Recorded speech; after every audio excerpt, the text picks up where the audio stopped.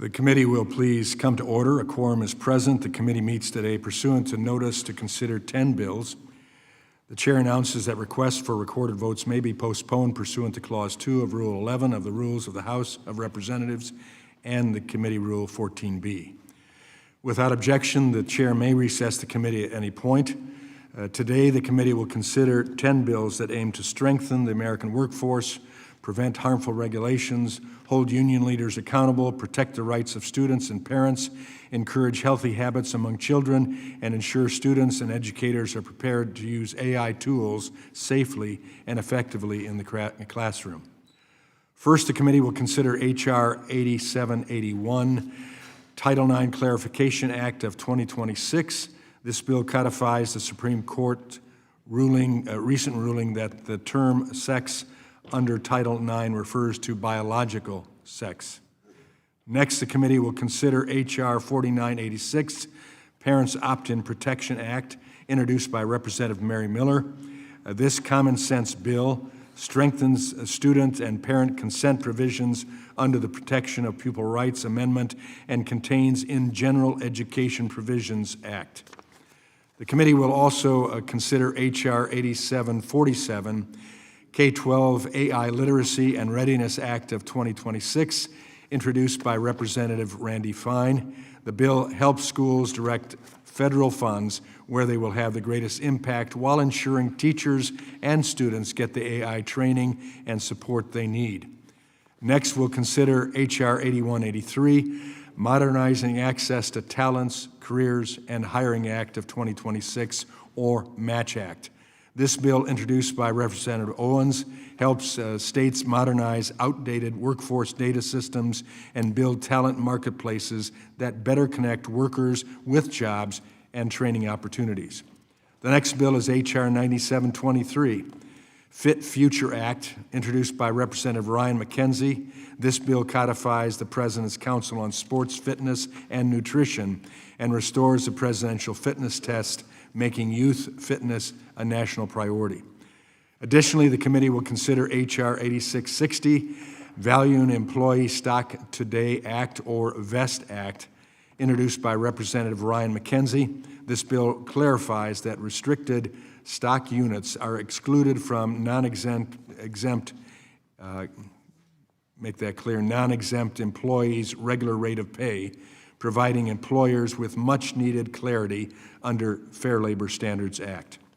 Next, the committee will consider H.R. 8347, Reinforcing Underserved Rural and Local Health Care Act, or Rural Health Care Act, introduced by Representative Burgess Owens.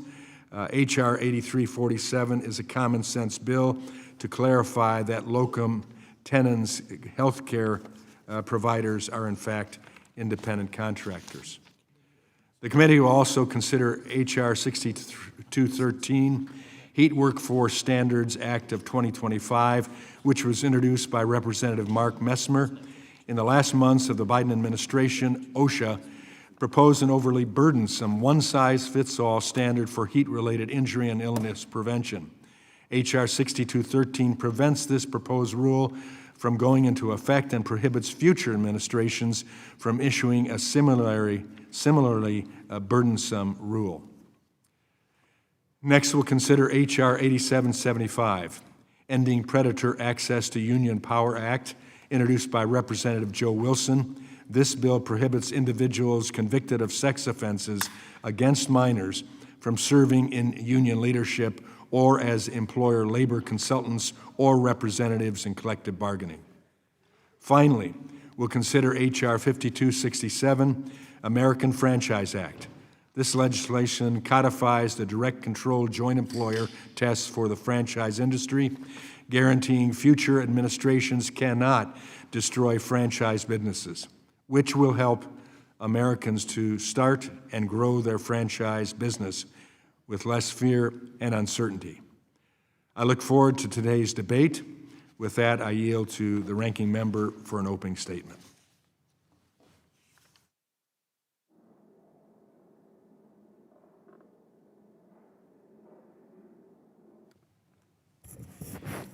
Thank you, Mr. Chairman. Mr. Chairman, here we go again, considering a package of bills that reflect your priorities, but not the priorities of the American people.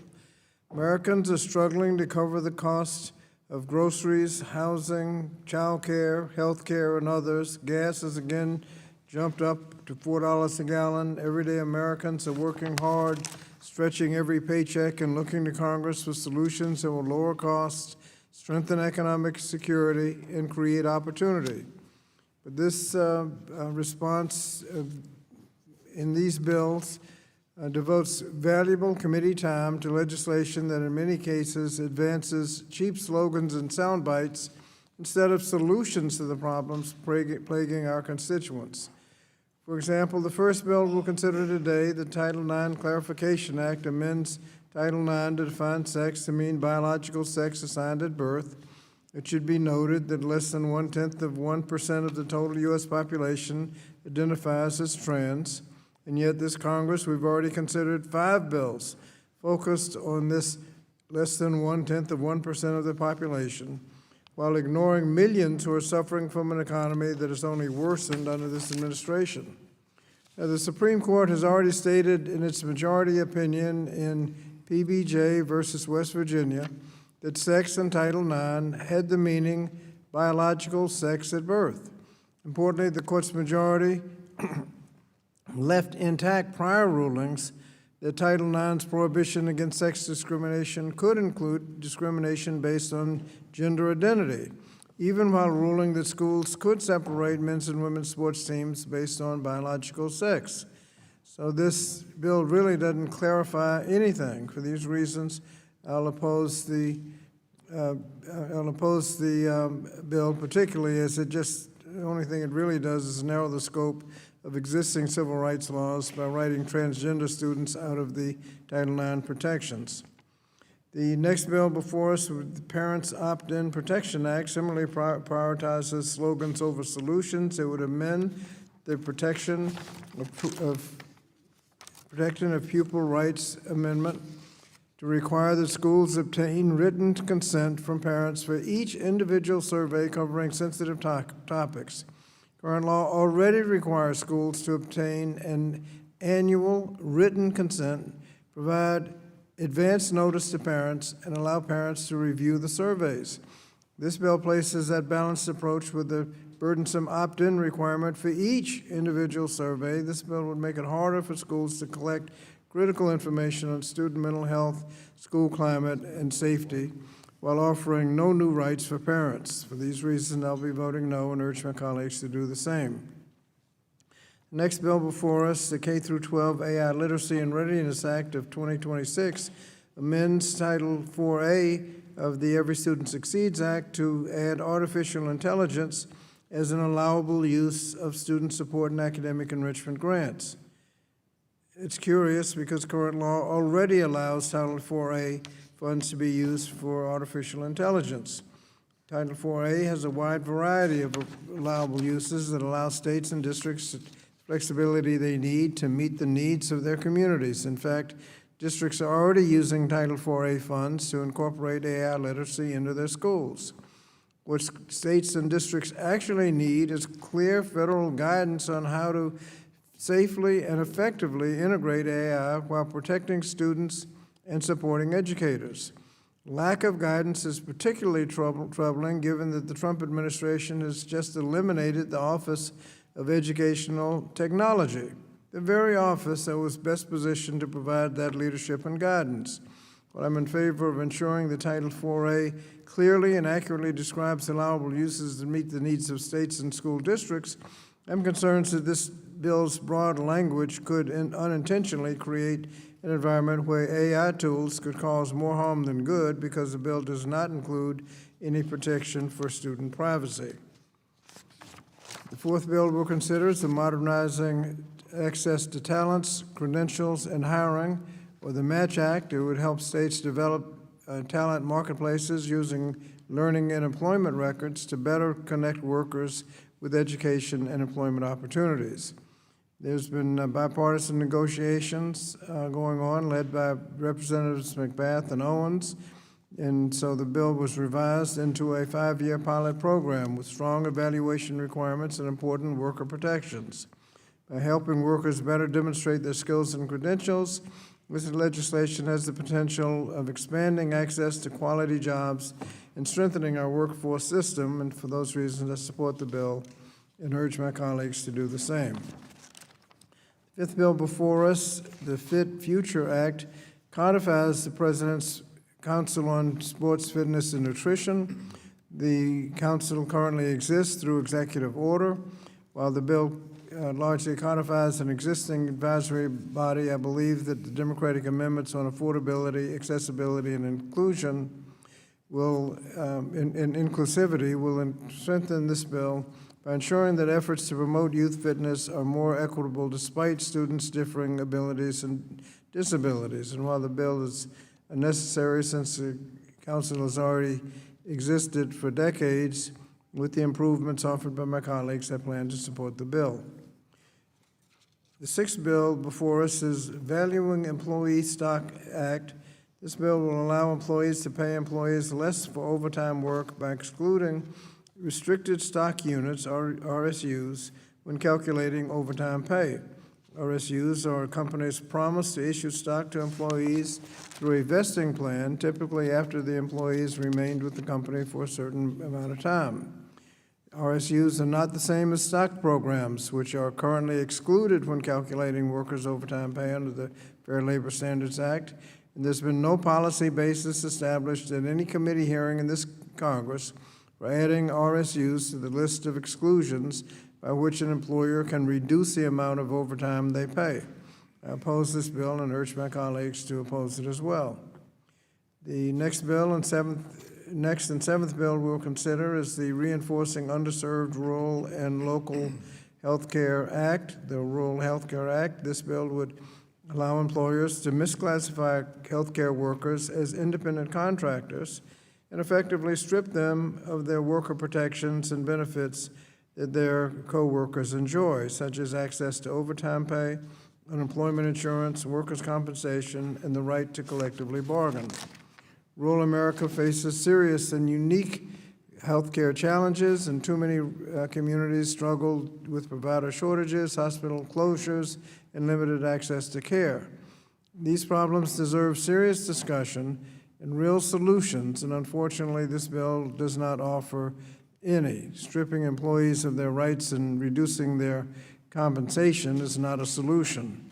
Instead, it is a distraction from the very real harms to rural health care created by the Big Ugly Bill, which will result in rural hospitals and clinics closing.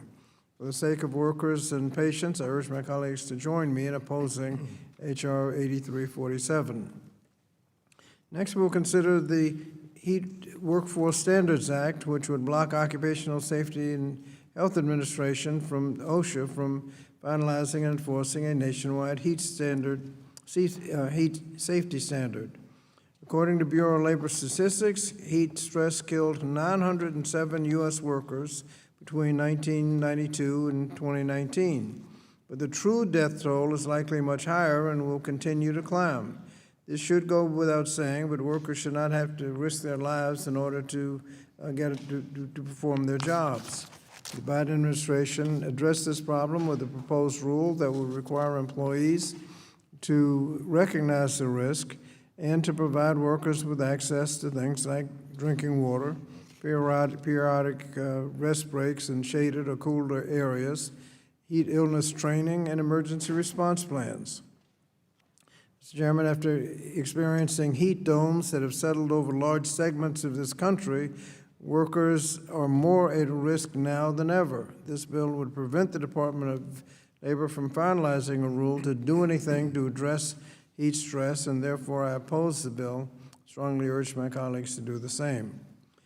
The ninth bill we will consider is Ending Predator Access to Union Power Act. This bill would prevent those convicted of sex offenses against a minor from serving as a union official, staff, in labor relations positions with employers or other related roles. I'd be remiss if I did not point out that the title inaccurately implies that the restriction only applies to unions. It applies to anyone working in union management, either on the union side or the employer side, any individual in a position of trust, must be held to a high standard, so I'll support the bill and urge my colleagues to do the same. Finally, we consider the American Franchise Act. This bill narrows joint employment roles for franchisees and franchisors under both the Fair Labor Standards Act and the National Labor Relations Act. More specifically, it would limit the finding of joint employment liability for a franchise's direct and immediate control over their franchisees' workers' conditions, and even goes so far as to carve out an exception even when direct and immediate control might be found in certain cases. This is despite the fact that many large franchisors require their franchisees to uphold strict standards that affect the day-to-day lives of the franchisee employees and actually cause many of the violations that this bill would require the franchisee to pay for. This bill would protect large franchisors from any liability for violations that their franchisees may make based on the franchisor's standards, policies, and direction, and strip workers of their right to collectively bargain with the franchisor. It lets the real decision makers off the hook and makes it harder for workers to fight back when they are underpaid, mistreated, or ignored at the bargaining table. And for those reasons, I urge my colleagues I'll be voting no and urge my colleagues to do the same. As we've discussed today, there are areas where the committee can work together, but too many of the other bills before us fail to address the challenges that the families are actually facing. Worse, the bills today will move us away from policies that expand opportunity, protect workers, and support students. As we head into the August recess, our constituents expect us to be focusing on lowering costs, supporting public education, and improving the lives of workers, and these bills do just the opposite. I hope that when we return this fall, the committee will redirect itself and devote its time to the appropriate priorities. Thank you, Mr. Chairman. I yield back. I thank the gentleman. Without objection, all other members who wish to insert written open statements in the record may do so by submitting them to the committee clerk electronically by the end of the day today. Pursuant to House rules, a copy of the text to be marked up was made available to members and the public at least 24 hours in advance.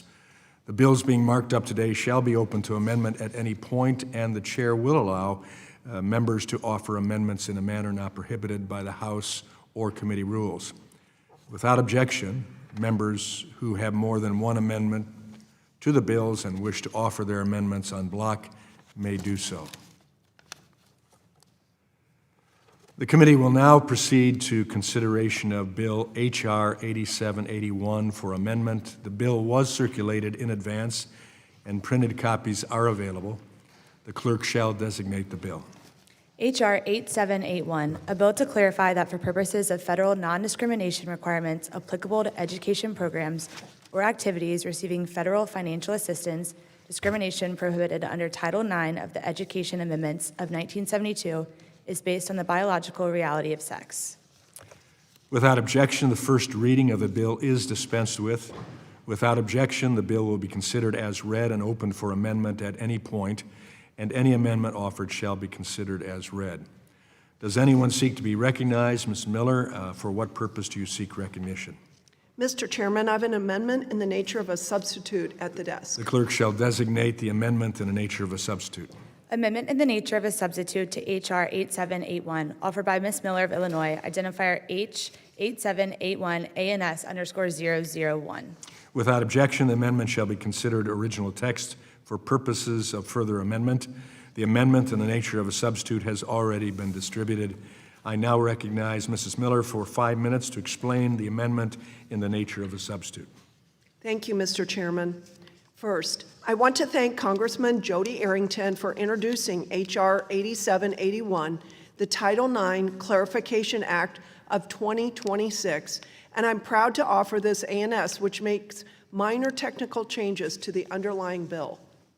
Mr. Chairman, no one in 1972 thought Congress was enacting a law that would be used to force girls into the same bathrooms as boys, and change clothes in front of boys, and shower with boys, and compete with boys in athletic events. But this is exactly what happened when the Obama and Biden administrations turned Title IX into a weapon that exposed women and girls to danger, stripped them of their dignity, and robbed them of opportunity. Thankfully, President Trump restored Title IX to its original intent, first in his executive order titled Defending Women from Gender Ideology Extremism and Restoring Biological Truth to the Federal Government, and then through the Department of Education's announcement last year that it would interpret, quote, on the basis of sex to mean biological sex. And just last month, the Supreme Court definitively confirmed Congress's original intent in West Virginia versus BPJ. Writing for the majority, Justice Kavanaugh wrote, quote, the term sex in Title IX cannot plausibly be interpreted to refer to anything other than biological sex. The ordinary meaning of the term sex at the time of enactment in the early 1970s was biological sex. Today, we have an opportunity to advance H.R. 8781, which codifies President Trump's executive order and the Department of Education's guidance. We have an opportunity to permanently secure the protections for women and girls that Title IX has always promised. The Supreme Court put an end to the madness last month, and today we have an opportunity to do our part. I urge my colleagues to support Title IX Clarification Act of 2026, and I yield back. The gentlelady yields. Are there any members who wish to be recognized for further discussion on the amendment in the nature of a substitute? I recognize the gentleman from California, Mr. Chicano, for purposes of comments. Mr. Chairman, I move to strike the last word and rise in opposition to the amendment in the nature of a substitute. You are recognized for 5 minutes. Let's call this bill what it really is, the Bully Empowerment Act. I know every single member of this committee has seen a child being harassed for being gay. Every single person here has seen the fear, suffering, and anxiety LGBTQ plus kids face when walking into a classroom, a hostile classroom.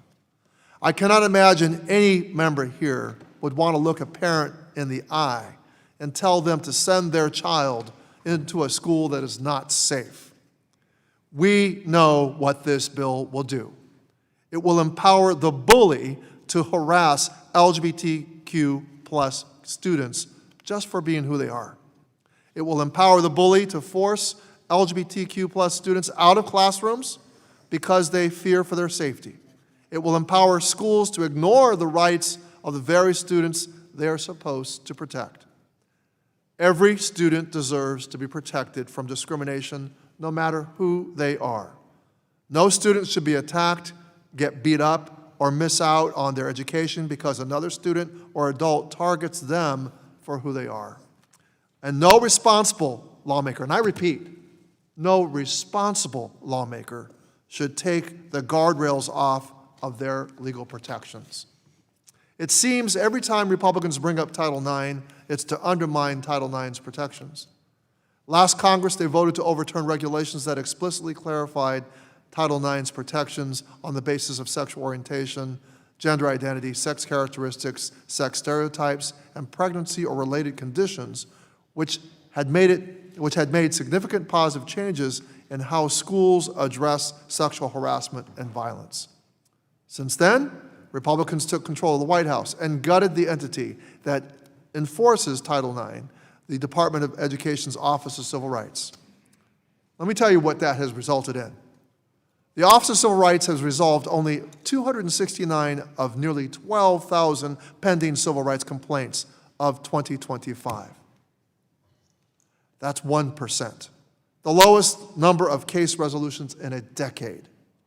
It costs taxpayers $38 million to pay for OCR employees to sit on administrative leave for 10 months while these cases went uninvestigated. Since Republicans gained control of the Department of Education, it has reached zero resolution agreements related to sexual harassment and sexual violence. And now with this bill today, They're trying to make it easier for schools to discriminate against students and turn a blind eye when students are being harassed and bullied. LGBTQ+ students already face challenges in school. According to a 2025 survey, more than 50% of LGBTQ+ students report facing discrimination at school. This bill would undermine LGBTQ+ students' protections under Title IX and make it harder for schools to be held accountable when discrimination against LGBTQ students occurs. Republicans' attempts to narrowly define Title IX's prohibitions on sex discrimination to only refer to quote-unquote biological sex will undermine longstanding legal precedents that protect all students. All students. All students depend, their safety depends on not changing the definition. This is just one of 7 LGBTQI+ bills Republicans have marked up in this committee over the past year and a half. The majority is wasting everyone's time by attacking children instead of focusing on real solutions that would make our public education system better, much less address the more pressing concerns of Americans related to the cost of living. A vote on this bill is a vote to remove the protections that exist to keep kids safe and able to go to school without fear. It is a vote to strip the consequences for students and adults that target kids who are different, allowing them to keep on doing so without punishment. This is a vote for this bill is a vote to empower those bullies. I don't know how certain people live with themselves. Thank you, and I yield back. The gentleman yields. Are there any other members who wish to be recognized for further discussion on the amendment and nature of a substitute? Does the gentleman from Virginia, the ranking member, Mr. Scott, wish to be recognized? Mr. Chair, I move to strike the last word. You're recognized for 5 minutes. Thank you, Mr. Chairman. This bill is by no means a clarification. Last month, at the end of their term, the Supreme Court clarified to all that the definition of sex in Title IX means biological sex at birth. In the case that's already been mentioned, Justice Kavanaugh, writing for the 9-0 majority, noted that both the appellant and appellee conceded that sex, as defined in Title IX, meant biological sex at birth. So it appeared unnecessary to add this to the law. That'd be until you realize that the enacting of the bill could threaten the rights of transgender students to be free from discrimination on the basis of sex in educational settings. Over the last 2 Congresses, the majority of this committee said that their goal was to protect women's and girls' sports. Well, the Supreme Court did that, ruling that states could pass laws that limit participation on women's and men's teams on the basis of biological sex at birth. 9 justices agreed to that and agreed that it did not violate Title IX. And 6 justices went so far as to say that it was specifically allowed under the Constitution's Equal Protection Clause. But the court did not go as far as the majority on this committee would like. The court limited their decision to sports. It did not say what the majority apparently needed to say, and that is that transgender students are not protected by Title IX whatsoever.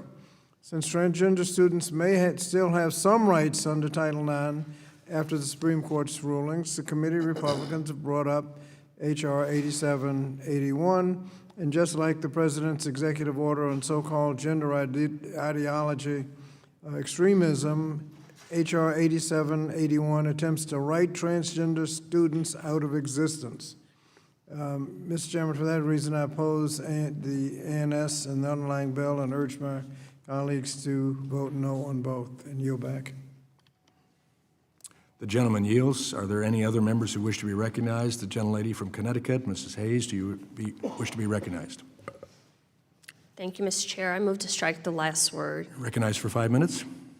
I rise in opposition to this amendment in the nature of a substitute. This is really exhausting that we continue to revisit this on this committee.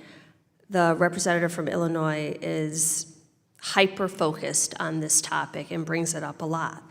She talked about how when this law was passed, what it meant. But I remind you that when the Civil Rights Act of 1964 was originally passed, it did not include discrimination on the basis of sex. That was added after, and there's been many court decisions and administrative guidance that talked about what that meant. I'd like to ask the gentlelady from Illinois, because she presented this as a clarifying amendment. My question is, what do you propose we do with these students? This legislation, no court decision, is going to stop a young person from being gay or the feelings that they have. Are you proposing that educators, that programs, that federal funding, that legislation just erases these young people and say that we don't have an obligation to keep them safe as well? I'll yield if the gentlelady would like to respond.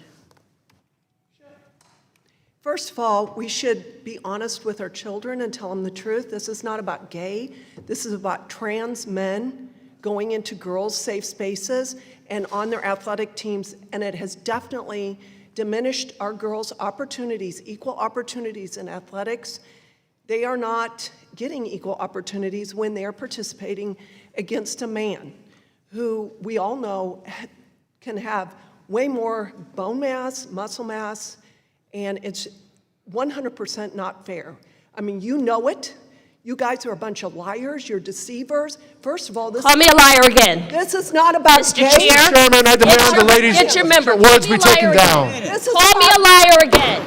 Call me a liar again. The about Call me ladies a will liar suspend. again. You say the truth. The Call me a ladies, liar This again. bill is about gentleladies will trans suspend. men, girls' spaces, and on girls' Representative Miller, athletic teams. They are you will not suspend. safe.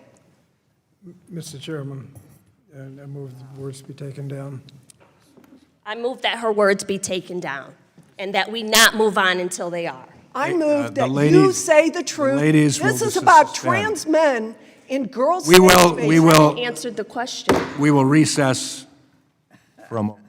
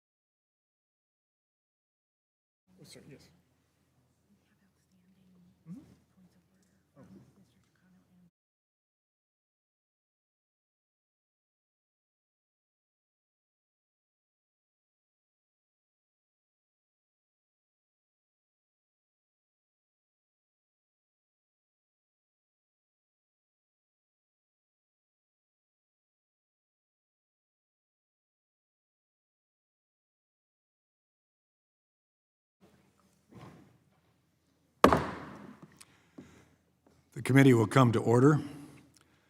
Does the gentlelady from Illinois withdraw her words? Yes.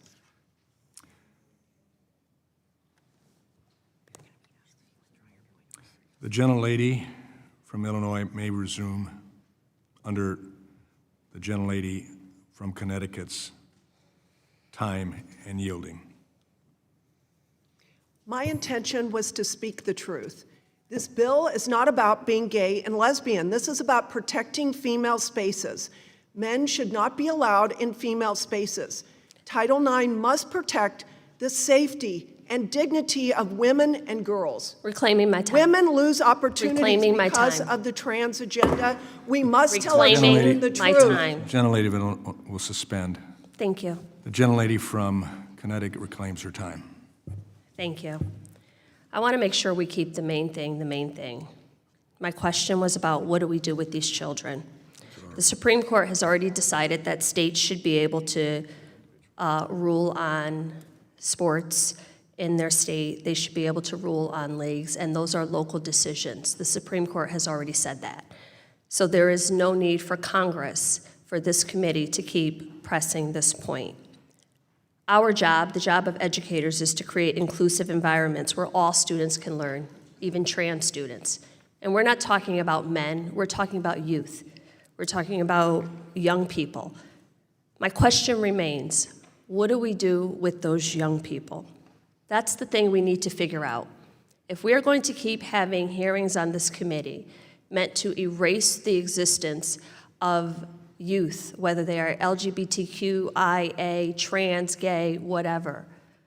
My question remains, where is our obligation to make sure that those students also have an inclusive educational experience? That was the question I asked then. That's the question I ask now. That is the question that remains unanswered. This is not about men in youth sports. This is about youth in youth sports. What do we do with those children? I've asked this question many times, and as an educator, I will always pursue an answer to that question because we have an obligation, a responsibility to make sure that every student, no matter how they identify, every student, no matter where they live or what school district they attend, every student has access to an appropriate educational experience. And with that, I yield back. The gentlelady yields. Does the gentlelady withdraw her point of order? I withdraw. The gentleman from California, Mr. Takano, do you withdraw your point of order? I withdraw my point of order. Point of orders are withdrawn. Are there any other members who wish to be recognized for further discussion on the amendment in the nature of a substitute? I recognize the gentlelady from Oregon, Ms. Bonamici, for 5 minutes. Thank you, Mr. Chairman. I move to strike the last word and speak in opposition to the bill and the ANS. Thank you. I do not understand Republicans' continued obsession with attacking transgender individuals. Only about 1% of Americans identify as transgender, and there are more than 500,000 athletes in the NCAA. And how many of those athletes are transgender? Fewer than 10. Keep in mind also that Title IX applies to educational programs, not just athletics. Do you want to discriminate against trans students in chess clubs, dance classes? I don't understand it. This hysterical fixation with villainizing a small group of our nation's youth has become predatory and frankly is dangerous. The number of hearings we have had and bills that we have marked up on this subject is staggering. Just last week, my colleagues peppered medical school professionals with questions about uteruses, pronouns, and how pregnancy works. Title IX was created to prevent discrimination. This bill turns the landmark federal statute into a tool to discriminate against a select few who are already underserved and under attack. According to the Trevor Project, more than 40% of transgender youth considered attempting suicide every year. That's 2 in 5 trans kids and young adults. It's abhorrent, and bills like this make things worse. Sadly, in this committee, we've heard too much hate and prejudice. Why does it matter so much to you how someone identifies and presents themselves? How does another person's identity harm you? I can't believe I have to say this, but no human being is less worthy of respect and opportunity than any other human being, and no human being is inherently dangerous because of their gender identity. I urge my colleagues to vote against this bill and end the hatred toward individuals who happen to be different from you. I hope this committee can get back to focusing on education and making lives better for working people, and I yield back the balance of my time. Gentlelady yields. Are there any other members who wish to be recognized? Seeing none, I claim my 5 minutes. In trying to bring this legislation back to what it really is, not an attack on anyone, but a clarification of reality. Before continuing my statement, I yield to the gentlelady from Illinois, Mrs. Miller. Thank you, Mr. Chairman. My intention was to speak the truth. This bill isn't about being gay and lesbian. This is about protecting female spaces. Men should not be allowed in women's spaces. Title IX must protect the safety and dignity of women and girls. Women lose opportunities because of the trans agenda. We must tell our children the truth, and we must protect our children. We must defend biology. God created males and females, and we must accept that simple truth. My characterization of the bill is accurate, and the gentlewoman's characterization of the bill is inaccurate. And I yield back to the gentlewoman, or to the chairman. Thank you. Having seen no others, I will go to my statement, my final statement. I reiterate the fact that this legislation is not about gay or lesbians. Not at all. There's actual biology there. Fact and science.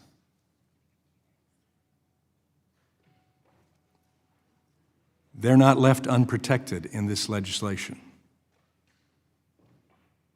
They're not mentioned really in this legislation except that we define male and female according to biological science. That's it. We saw the ridiculous error and the performance of esteemed medical college leaders last week who couldn't even answer directly if a non-biological woman could give birth, or a non-biological woman had a uterus. I understand the concept of love. I'm a grandfather. I understand the concept of love without truth is not love at all. And while some would want to continue loving without truth trans children, without truth it isn't love. Affirming who they are, encouraging them to understand, giving them the opportunity to grow and really come to a point of accepting who they are and moving through life with that reality of biological science, of DNA, of all that those esteemed professors in medical colleges were trained in when they went to school, I'm certain, and now have deviated away from it because of pressure from a small pressure group that's out there, but nonetheless. This committee isn't based upon that. This is the Education Committee, and education is based upon fact and truth. For that reason, this legislation is necessary, and I believe it's necessary to protect biological females from being put in spaces that we would have never countenanced before. And we shouldn't be doing that now. With that, I yield. There being no further discussion on the amendment and the nature of a substitute, for what purpose does Ms. McBath seek recognition at this point in time? Thank you, Mr. Chair. I move to strike the last word. You're recognized for 5 minutes. Thank you, Mr. Chair. I'm so sorry to see the de-evolving of this committee as such as it has happened today. But I'm glad that we're kind of hashing this out. And with that, I'm more than happy to relegate the rest of my time to my esteemed colleague from Connecticut, Representative Johanna Hayes. I yield to her. Thank you. I'm going to go on the record again because we couldn't just leave it at that, taking the words down, striking it. We have to go back for another bite at the apple on this same topic. There needs to be some consistency on this committee, decorum on this committee, the same expectation, that the same thing that is expected for Democrats on the dais should also be expected of Republicans on the dais.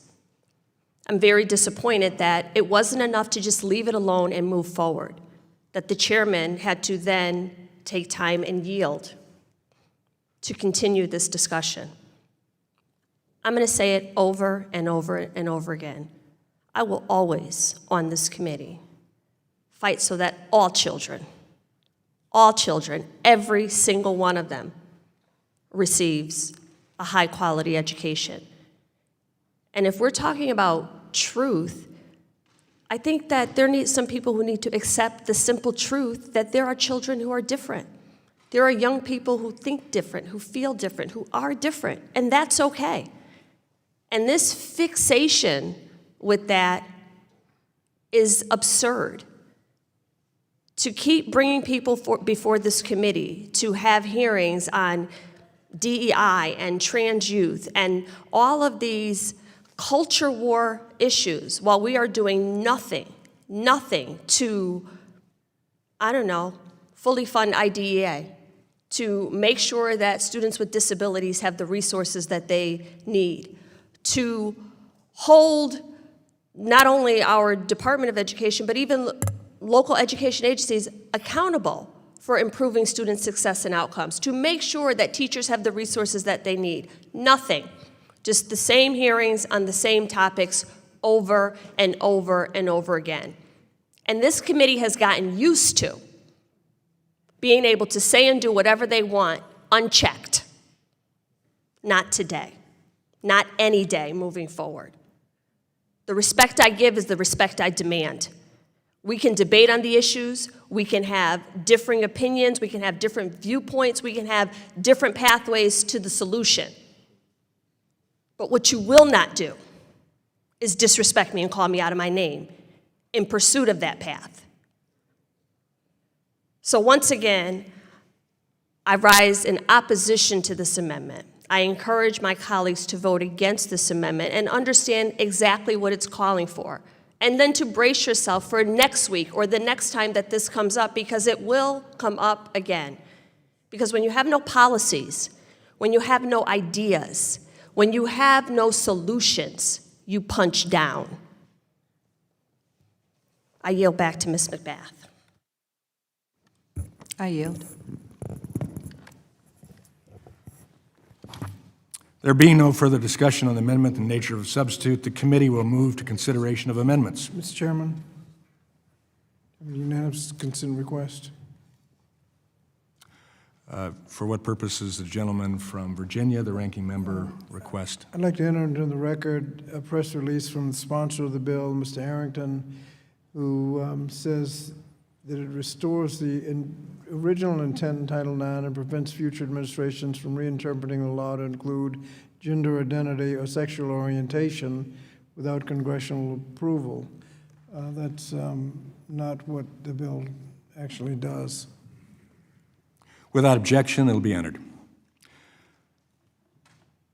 Are there any members who would like to offer amendments?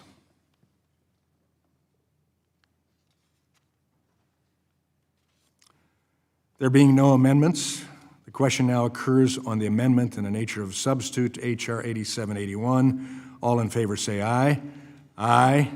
All opposed, no. No. In the opinion of the chairs, the ayes have it, and the amendment in the nature of a substitute is agreed to. We'll now move to consider the next bill.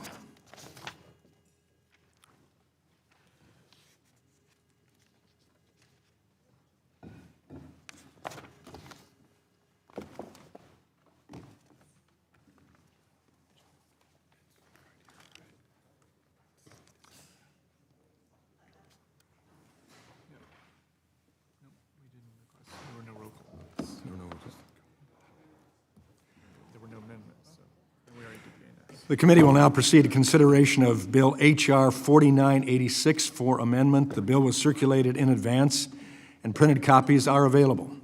The clerk shall designate the bill. H.R. 4986, a bill to amend the General Education Provisions Act to ensure that a student is not required to submit to a survey, analysis, or evaluation that reveals personal information about such student or their family without prior written consent. Without objection, the first reading of the bill is dispensed with. Without objection, the bill will be considered as read and open for amendment at any point, and any amendment offered shall be considered as read. Does anyone seek to be recognized? Ms. Miller, for what purpose do you seek recognition? I have an amendment in the nature of a substitute at the desk. The clerk shall designate the amendment in the nature of a substitute. Amendment in the nature of a substitute to H.R. 4986, offered by Ms. Miller of Illinois, identifier 4986 ANS_01. Without objection, the amendment shall be considered original text for purposes of further amendment. The amendment in the nature of a substitute has already been distributed. I now recognize Mrs. Miller for 5 minutes to explain the amendment in the nature of a substitute. Thank you, Mr. Chairman. I am proud to sponsor both H.R. 4986, the Parents Opt-in Protection Act, and this ANS, which makes technical and clarifying changes to the underlying bill. This bill strengthens consent requirements to ensure that parents and students are fully informed before disclosing sensitive information through school-administered surveys and evaluations. The Protection of Pupil Rights Amendment, or PPRA, prohibits educational institutions that receive federal funding from requiring students to submit to a survey, analysis, or evaluation without the parent's consent, should such a survey or evaluation ask for sensitive information about the student. This includes the student's sexual behavior, income, political affiliations, or religious beliefs. This bill aligns consent provisions to ensure that any consent, whether offered by the parent or appropriate student, is in writing. This is a small but important change to ensure that parents and students are empowered by law to be fully aware of what they are consenting to when a child is offered a student survey or screening.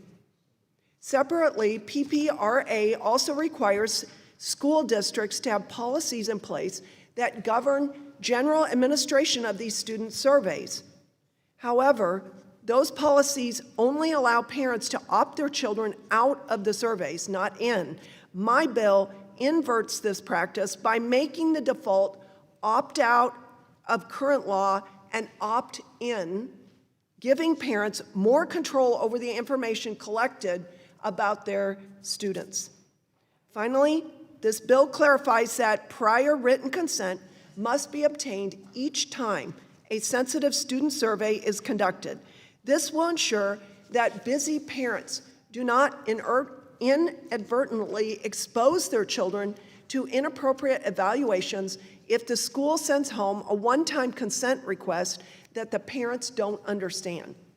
Thank you again, Mr. Chairman, and I urge my colleagues to support this common sense legislation, and I yield back.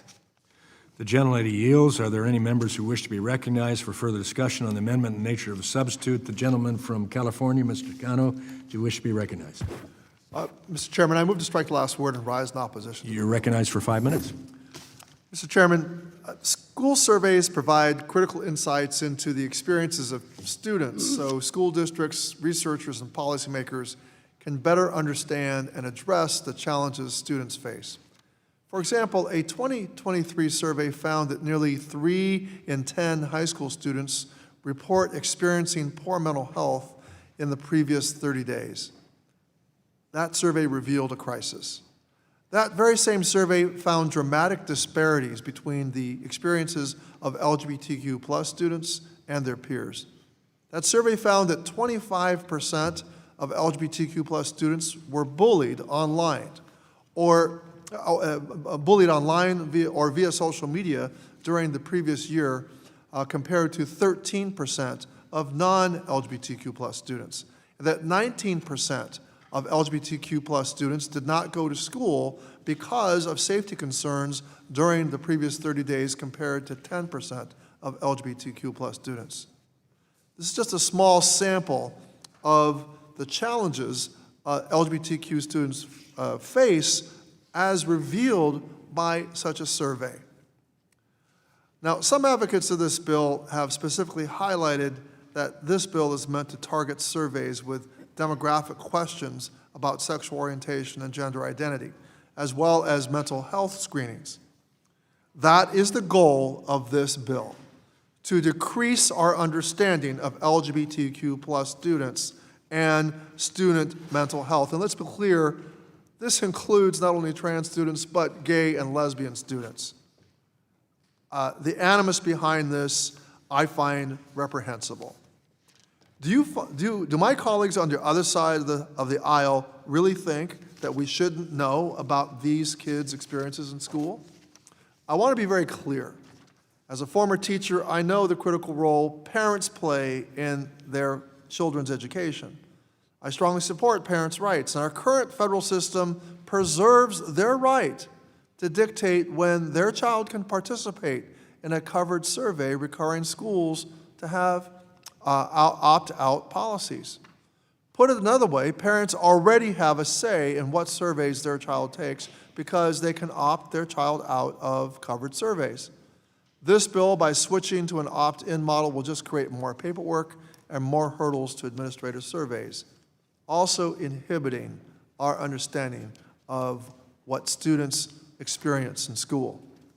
For example, the CDC estimates that using an opt-in system as opposed to an opt-out system will reduce student survey response rates by about 50% in a youth risk behavior survey. The CDC says you can prevent this decrease by telephoning and emailing parents to follow up directly on the forms, among other actions. This suggests that the decrease isn't because parents don't want their children to participate. It's because filling out another school form isn't always at the top of every parent's list. So let me be clear. This bill is just creating more work for schools, more work for parents who want their children to participate in these surveys. Those parents who used to have to take no action will now have to fill out a form for every survey. For me, this also comes down to who should make these decisions: politicians in Washington, D.C., or states and local school districts. States and school districts are best positioned to understand what permission system works best for their schools. As I've highlighted, opt-in systems require increased costs and create burdens on both parents and staff. States and school districts better understand if they have the resources and time to administer those systems. Schools are already facing rising costs and an education department that's abandoned them. Parents already have enough on their plates. We don't need politicians in Washington, D.C. mandating a one-size-fits-all approach that will lead to more school forms for parents and schools. I urge my colleagues to vote no on H.R. 4986, and I yield back. Gentleman yields. Does the gentleman from California, Mr. Kiley, seek recognition? Yes, Mr. Chair. You're recognized for 5 minutes. Thank you, Mr. Chair. I think this is a very important bill and one that I'd be happy to co-sponsor. It follows a hearing that we held in the K-12 Education Subcommittee about a recent Supreme Court ruling upholding the constitutional right of parents to opt their children out of objectionable content in schools. And I don't want to minimize the issues at play here, because there have been very fierce debates across the country about what content is appropriate in public school classrooms, whether that comes in the form of instruction or surveys. And I personally think there are a number of examples of schools and classrooms where things have gone too far in terms of curriculum that shouldn't be in schools. But I recognize that there are edge cases, there's a legitimate debate. Different states, different districts will decide these questions differently.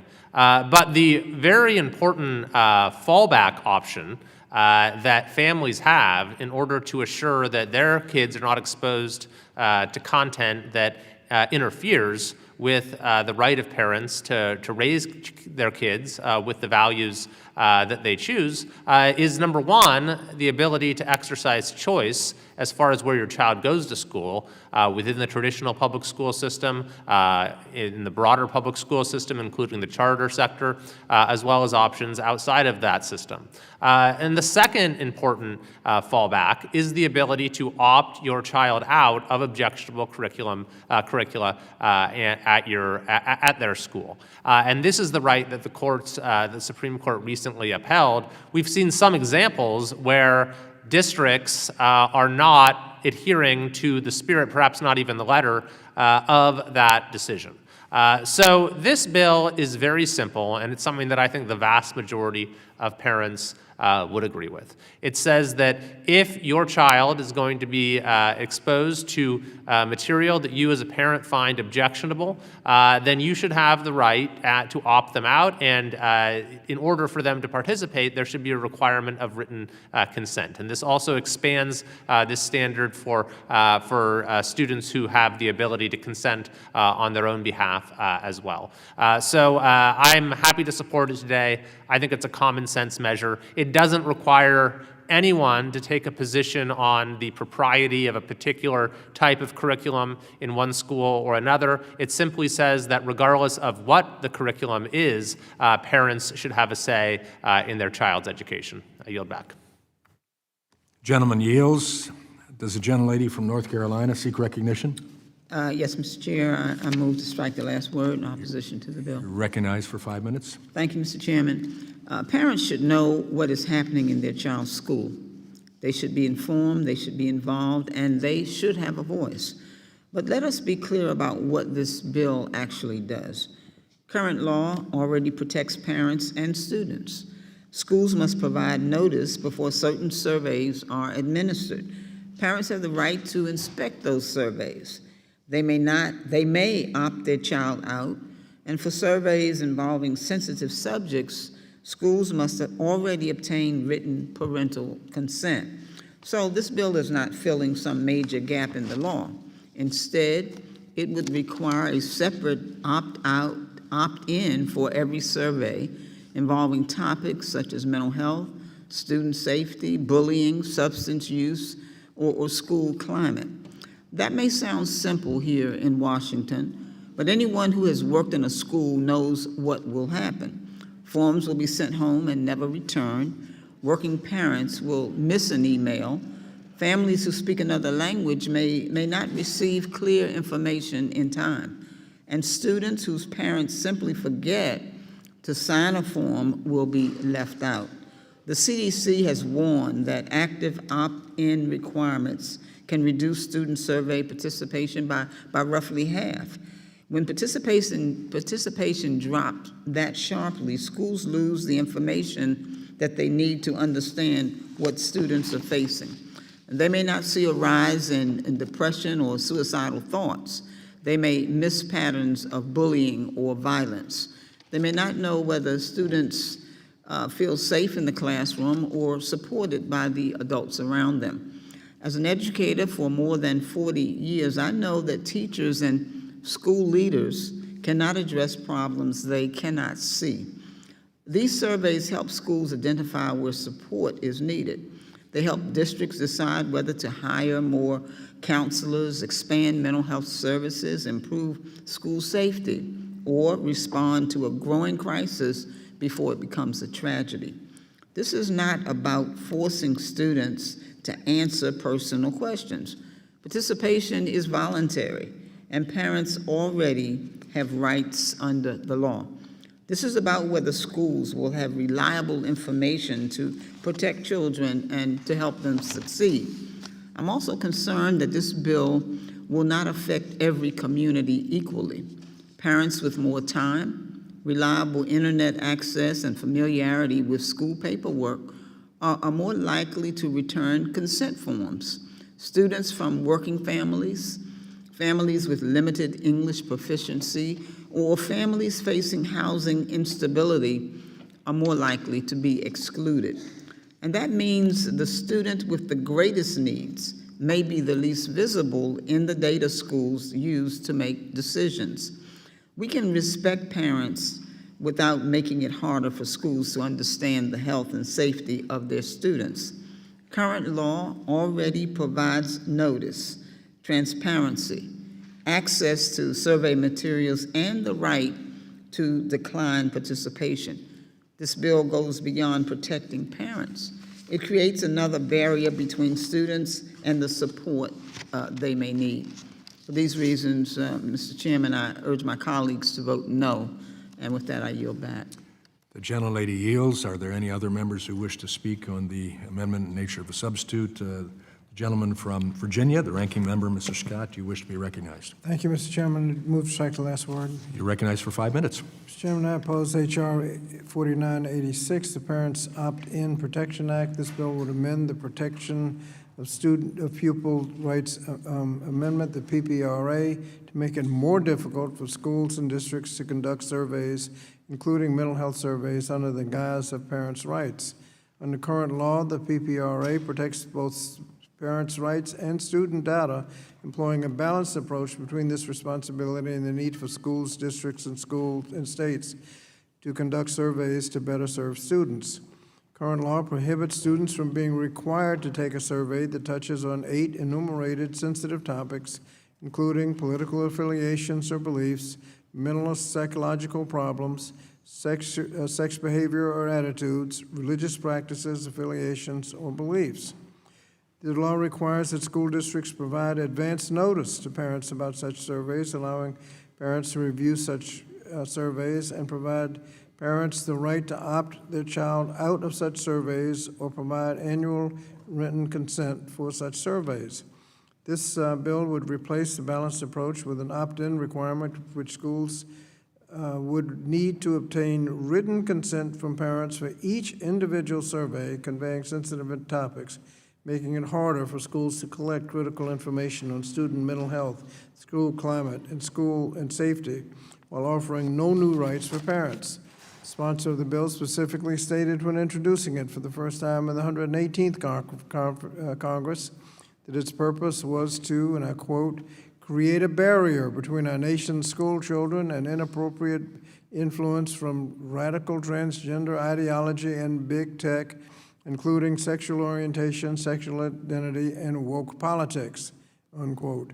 Now, while the majority claims the bill is necessary to protect parents' rights, the bill represents yet another attempt to target transgender students, but in fact, it will harm all students by reducing the school, district, and state awareness of school climate, mental health, and other issues, and it would limit the ability of schools and districts and states to support students in addressing their needs.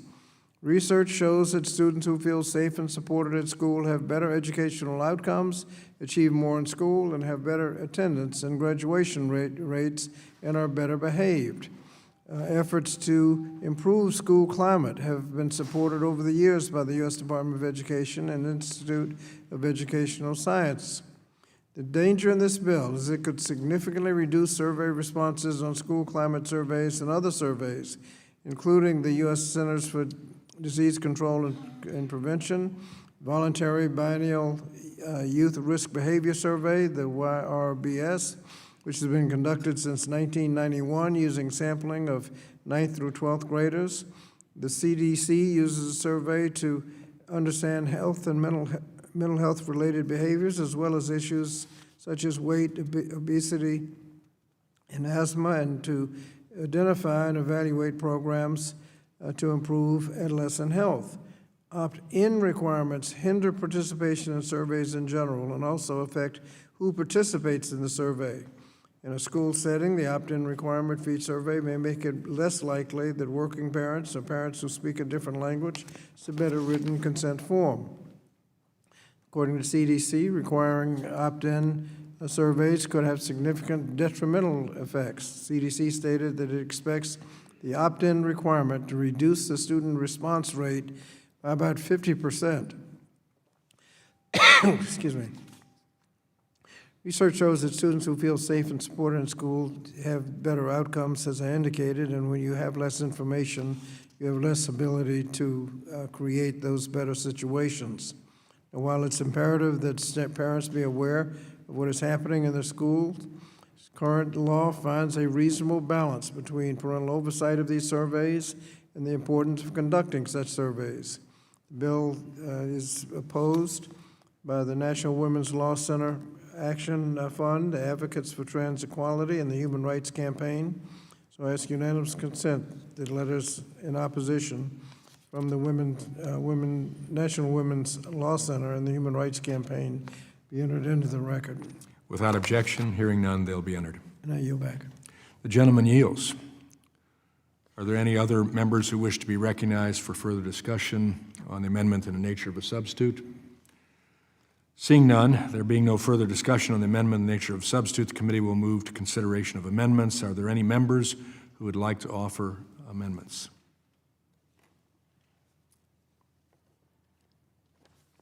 There being no amendments, the question now occurs on the amendment in the nature of a substitute to H.R. 4986. All in favor say aye. Aye. All opposed, no. In the opinion of the chair, the ayes have it, and the amendment in the nature of substitute is agreed to. We'll now move to consider the next bill.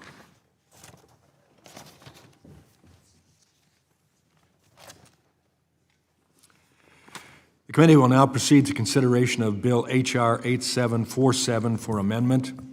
The bill was circulated in advance, and printed copies are available. The clerk shall designate the bill.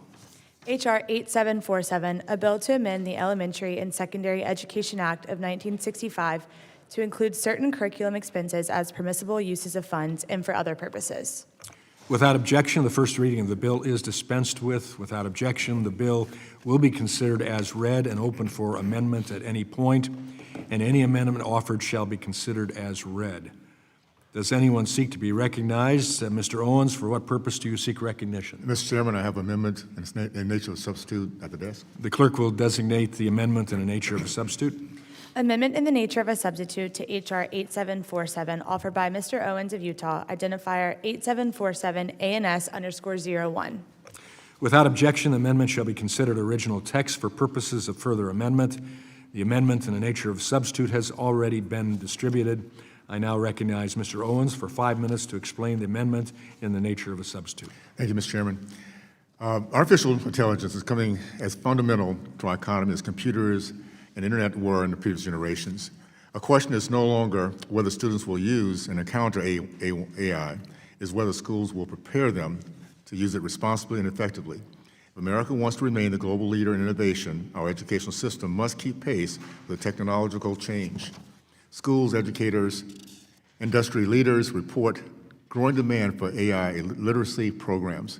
Districts want to move forward, but often lack clear authority to scale implementation and use existing federal education funds to prepare the students and educators for this transformation. Title 4A already offers schools broad flexibility, but is not clear whether AI education is allowable use of those funds. In many cases, schools' attorneys may advise caution if federal funds are being used for activities that are not specifically mentioned in law. The aim of this bill is to clarify that AI instruction is allowable use for federal funds by amending Title 4A of ESEA. It will give states and local districts flexibility to use existing federal educational funds to prepare students and educators for the AI-driven future. The bill focuses on safe, effective, and responsible implementation, emphasizing educators' leadership rather than replacing teachers with technology. The bill does not create any new spending, nor does it impose any federal mandates on schools or state districts. H.R. 8747 does not require schools to adopt AI. It does not create a federal curriculum. It simply allows states and school districts to use existing federal education dollars if they choose to invest in AI education and educator preparation. Successful implementation requires preparing educators and students together. This bill supports students. Students need to learn not just how to use AI, but how to think critically about it, evaluate its output, and use it responsibly to learn, create, and solve problems. This bill supports educators. One of the largest barriers of AI adoption in schools is educator preparation. Teachers cannot teach students how to use AI responsibly if they themselves lack access to training and professional development. H.R. 8747 allows schools to invest in teachers, paraprofessionals, librarians, institutional support staff, and school leaders. AI has enormous potential in education, and schools need to approach it thoughtfully and responsibly. America led the computer revolution because we prepare students for the digital age. We must do the same for the age of artificial intelligence. This bill modernizes education, strengthens workforce readiness, and does so without creating a single new federal spending program. This is about preparing students for the world they will inherit, not the world we grew up in.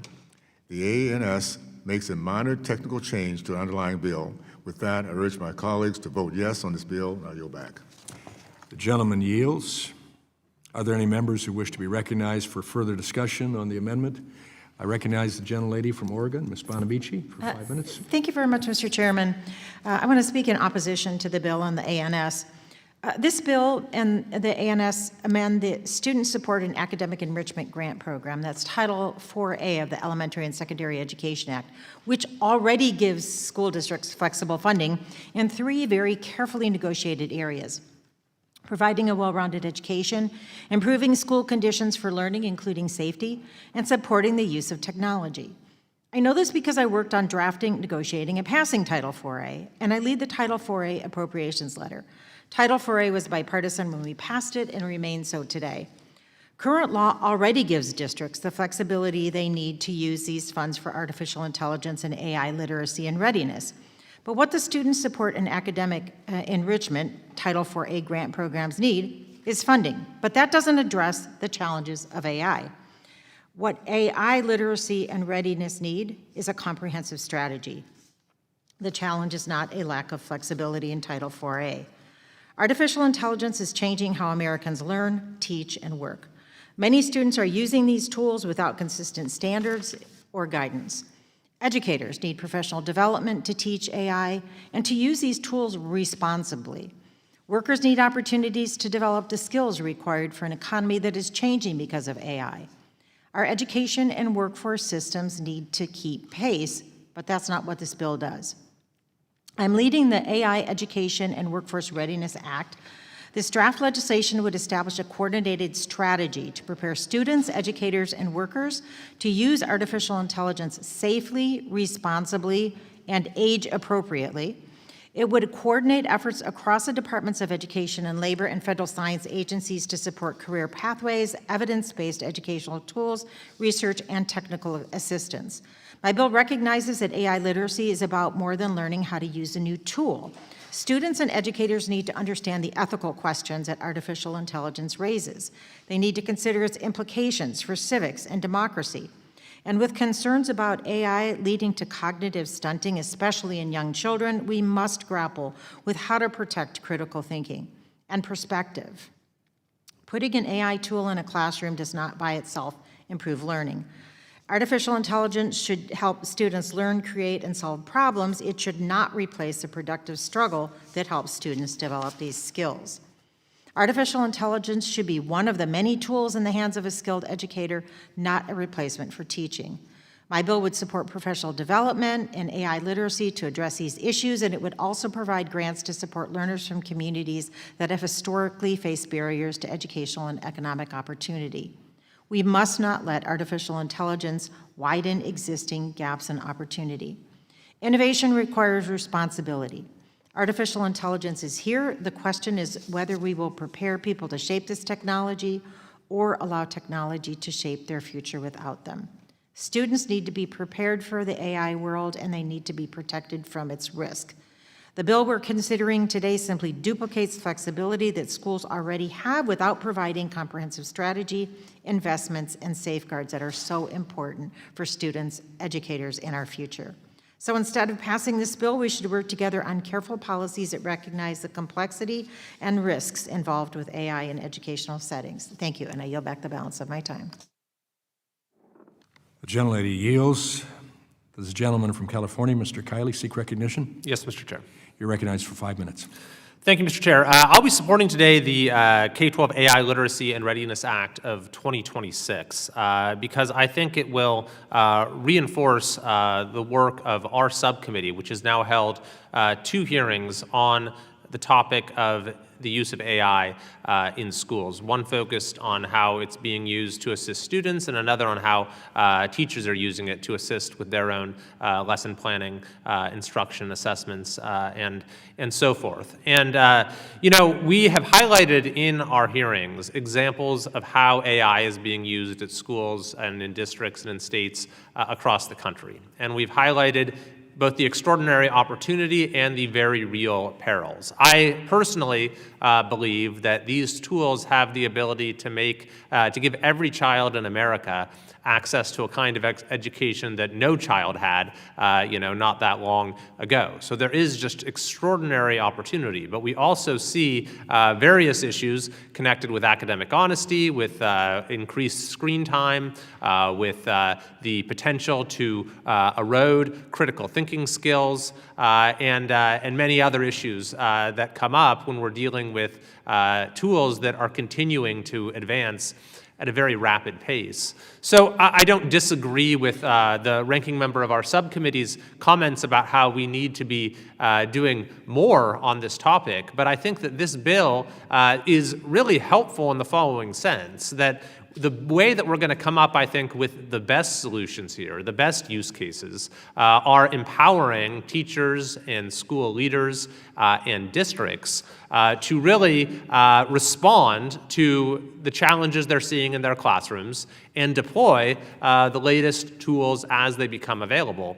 And then we can see what is working, and we can do what we've been doing on our subcommittee and in this full committee, which is to highlight the examples that have been really helping students and helping teachers. And so that's what this bill will do. It will allow for greater flexibility in the use of funds in order to assist teachers with training related to AI, and in order to assist students with being able to use AI in productive ways. I'm also working on legislation that will provide greater opportunities for professional development for teachers in order to learn best practices in this ever-evolving, rapidly evolving area, which I think will be helpful as well. But I think this legislation is a good start, and I'll be supporting it today. I yield back. The gentleman yields. Are there any other members who wish to speak on the amendment in the nature of a substitute? I recognize the gentleman from Virginia, the ranking member, Mr. Scott, for the purposes of discussion. Thank you, Mr. Chairman. Mr. Chairman, H.R. 8747 would include professional development instruction on safe, responsible, and effective use of artificial intelligence as an allowable use of funds under Title 4A of the Elementary and Secondary Education Act. Now, Title 4A was carefully negotiated under Every Student Succeeds Act to ensure that school districts can use the funds to support safe and healthy students, well-rounded education, and effective use of technology. These are broad categories that allow school districts a wide range of flexibility to meet the needs of their students. Many districts across the district are already using Title 4A funds to support AI literacy, as it's already an allowable use. Now, last year, the Center on Reinventing Public Education released data revealing that the number of districts surveyed that are early adopters of AI jumped from 40% in 2024 to 2025 to 79% to the 2025-26 school year. That shows that schools and educators are opening to the use of updated technology, but they need support and guidance to ensure coherent usages that ensure educators and students understand the risks and potential dangers of AI. And I have concerns about, first of all, the attempt to specify a particular allowable use of 4A funds, as this bill does. Highlighting AI in this way does nothing to help states figure out the approach to AI and may inadvertently lead states and districts to believe that this is a preferred use of the funds over other allowable uses. Additionally, it's not lost that we sit here today as the Office of Education Technology at the Department of Education is being dismantled. That office could be working directly with states and local districts to provide guidance and support needed to navigate the AI landscape safely. However, this administration has dismantled that office, leaving states and districts to fend for themselves. And while I fully support flexibility in Title 4A, this bill does nothing to strengthen the program or help districts support students, and we should be supporting research and initiatives that help states and districts better understand how to engage in the changing AI landscape. Mr. Chairman, I yield back. The gentleman yields. Are there any other members who wish to be recognized? There being no further discussion on the amendment in the nature of a substitute, the committee will move to consideration of amendments. Are there any members who would like to offer amendments? Chairman. I recognize the gentleman, the ranking member from Virginia, Mr. Scott, for purpose of amendment. Mr. Chairman, I have an amendment to the desk, 8747 AMD_02. Clerk will report the amendment. Amendment to the amendment in the nature of a substitute to H.R. 8747, offered by Mr. Scott of Virginia, identifier Scott_8747 AMD_02. Does the gentleman from Utah reserve a point of order? A point of order is reserved. I now recognize the gentleman from Virginia, the ranking member, Mr. Scott, for 5 minutes in support of his amendment. Thank you, Mr. Chairman. Mr. Chairman, this amendment would maintain the Office of Education Technology and restore the staffing capacity. As AI continues to expand and become more integrated into educational settings, it's important to recognize that OET had played a critical role in helping states and districts understand and evaluate these new technologies, including artificial intelligence, to improve student learning and teaching. It's worth noting that OET had developed key resources that help states and districts navigate the effective and responsible uses of AI, including a report, Artificial Intelligence and the Future of Teaching and Learning, which provided recommendations on AI integration in the classroom. However, this administration has since dissolved OET. These actions eliminated the primary source of expertise and guidance at the department that has helped states and districts integrate AI. This amendment would reestablish that office and that capacity to provide critical resources and guidance that states and districts need to address the opportunities and challenges in integrating AI into education. So I urge my colleagues to vote yes on this amendment and yield back the balance of my time. The gentleman yields. Does the gentleman from Utah withdraw the I reservation? withdraw my point of order. The reservation is withdrawn. Does anyone else seek recognition on the amendment?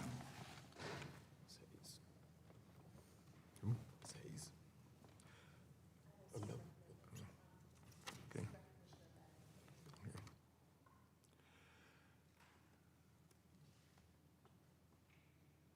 The question then is on the amendment by the gentleman from Virginia, the ranking member, Mr. Scott. All in favor say aye. Aye. All opposed, no. No. In the opinion of the chair, the noes have it, and the amendment is not agreed to. A roll call vote is ordered pursuant to the chair's previous announcement. This vote will be postponed. Are there any further amendments to the amendment in the nature of a substitute? I recognize the gentlelady from Connecticut, Ms. Hayes, for the purposes of amendment. Yes, Mr. Chair, I have an amendment at the desk. The clerk will report the amendment. Amendment to the amendment in the nature of a substitute to H.R. 8747, offered by Ms. Hayes of Connecticut, identifier Hayes_HAYECT_071.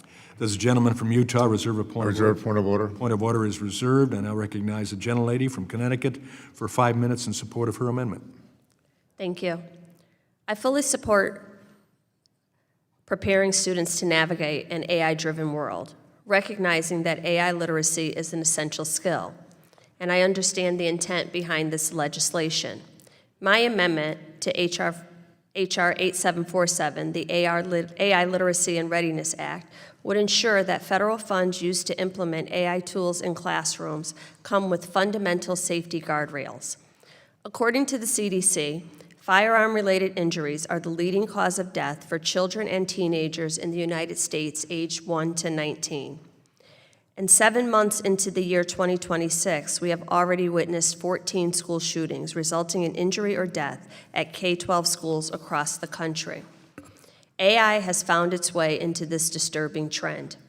The Center for Countering Digital Hate indicates that 8 out of 10 AI chatbots have regularly assisted teenage users in planning school shootings and other violent attacks. Hundreds of user tests have shown that these chat boxes actively provide information that is directly applicable to planning and executing violent acts. For example, ChatGPT provided maps of a high school campus in Virginia to a user who had already engaged with content related to school shootings and misogyny. Additionally, Meta AI suggested nearby gun stores and shooting ranges without questioning the intent of the user. My amendment requires any AI tool funded under this provision to have a documented policy disclosing their policy for notifying law enforcement when a user shares a credible plan to harm others. It also requires notification of school mental health professionals when a user discloses suicidal ideation or self-harm. Every school counselor who hears a student say they want to harm themselves is required to act. Every teacher who hears a student threaten someone else is required to act. By law, in all 50 states and Washington, D.C., educators are mandated reporters. Teachers must report reasonable suspicion. These requirements exist because we recognize the responsibility schools have for the safety and well-being of children. Teachers see children daily and are often the first adults to notice warning signs. We hold every counselor, teacher, and staff member in a school building to a basic reporting standard. AI tools funded by federal dollars should be no different. This amendment will make this bill stronger by ensuring the tools being funded are safe for the children using them. I know this committee does not want to address the issue of school shootings and what harm it does to children, but as we move forward with new legislation, we have to face this daunting reality that our children are dying because of firearm-related injuries, and we have a responsibility to do something, or at least I know I do. I urge my colleagues to support this amendment, and I yield back. The gentlelady yields. This gentleman from Utah. I withdraw my point of order. Point of order is withdrawn. Are there any other members who seek recognition on this amendment? I recognize the gentleman from Virginia, the ranking member. Thank you, Mr. Chairman. I move the second last word. You're recognized for 5 minutes. Thank you, Mr. Chairman. Mr. Chairman, this amendment would require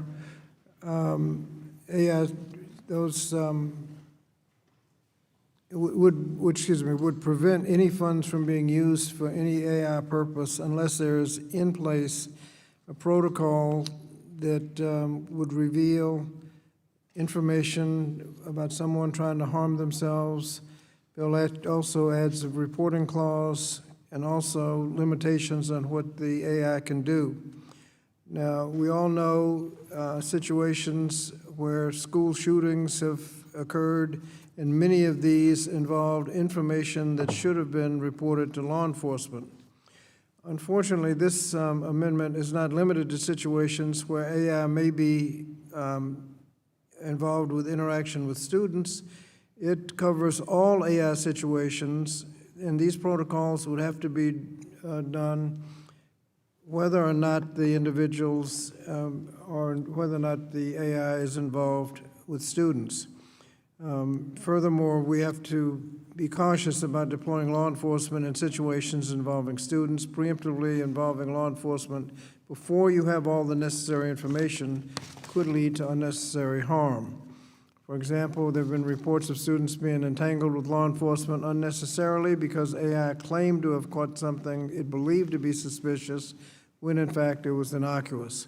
AI does not always have the ability to understand nuances, and according to the amendment, keywords would have to be used, and if a keyword is triggered, then that information is revealed, and results can wreak havoc on student lives. This amendment also implies that some kind of surveillance of students will be taking place. Otherwise, you wouldn't have the information. The breadth of research shows that school surveillance measures disproportionately harm Black and brown students instead of keeping them safe. So I appreciate the sentiment. It's imperative that we provide funding for mental health supports for students, resources for educators, counselors, and other school officials as they work with students, among others. However, such an amendment needs to be narrowly tailored to achieve that goal, and I would oppose this bill as it's overbroad. I yield back. The gentleman yields. Are there any others who wish to speak to the amendment? Seeing none, I recognize myself for 5 minutes to speak on the amendment brought by the gentlelady from Connecticut. Student safety is paramount, period. That's why H.R. 8747 already requires that funds may only be spent for safe, effective, and responsible use of AI. That said, there's much to support in this amendment, and I would be happy to work with the gentlelady going forward to reach agreement on the language. Unfortunately, I must oppose the amendment because of its unclear implications for FERPA. The rule of construction at the end of the amendment initially ensures that none of the amendment's disclosure requirements would violate FERPA, but then adds an exception for federal and state laws. I'm not sure what the intent of that language is. Apply FERPA, but then accepting any federal mandatory reporting obligations, which would include reporting obligations under this very amendment, will create confusion. Additionally, this language would allow state mandatory reporting laws to preempt FERPA. As I said before, I'm happy to work with the gentlelady going forward to work out language that adequately protects student safety, but we need the opportunity to vet implications of this amendment on FERPA. Protecting student safety and student privacy is a priority of this committee, so I urge my colleagues to vote no on the amendment at this time, and I yield back. Are there any other members who wish to speak to the amendment? Seeing none, the question is on the amendment by the gentlelady from Connecticut. All in favor say aye. All opposed, no. No. In the opinion of the chair, the noes have it, and the amendment is not agreed to.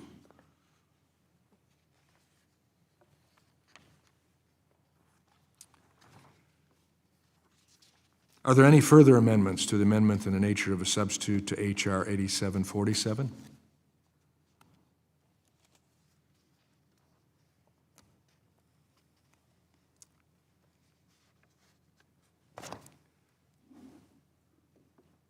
Seeing none, further action on H.R. 8747 is postponed. We'll now move to consider the next bill. The committee will now proceed to consideration of Bill H.R. 8183 for amendment.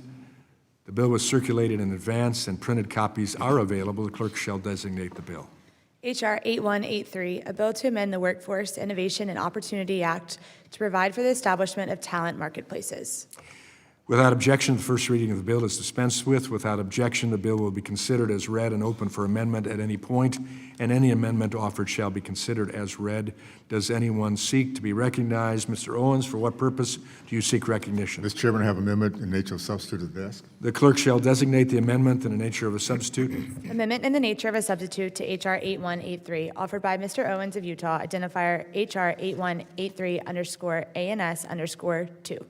Without objection, the amendment shall be considered original text for purposes of further amendment. The amendment in the nature of a substitute has already been distributed.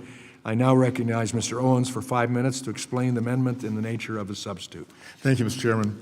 I'm thrilled to offer the amendment in nature of a substitute, H.R. 8183, Match Act. This bill will help our workforce system keep pace with the rapidly changing economy.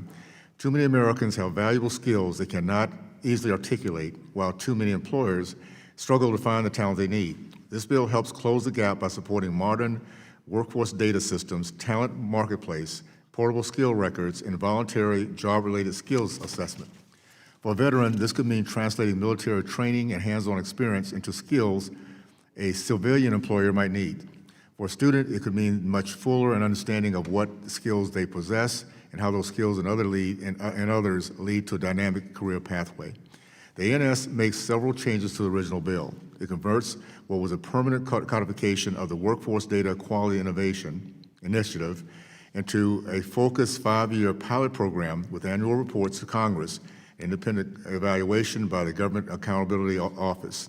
It also strengthens learning and employment records by requiring skills to be supported by verification or real-world experience as voluntary and evaluated skills assessment tools, and it reinforces privacy protections by requiring an individual's consent before personal information may be disclosed.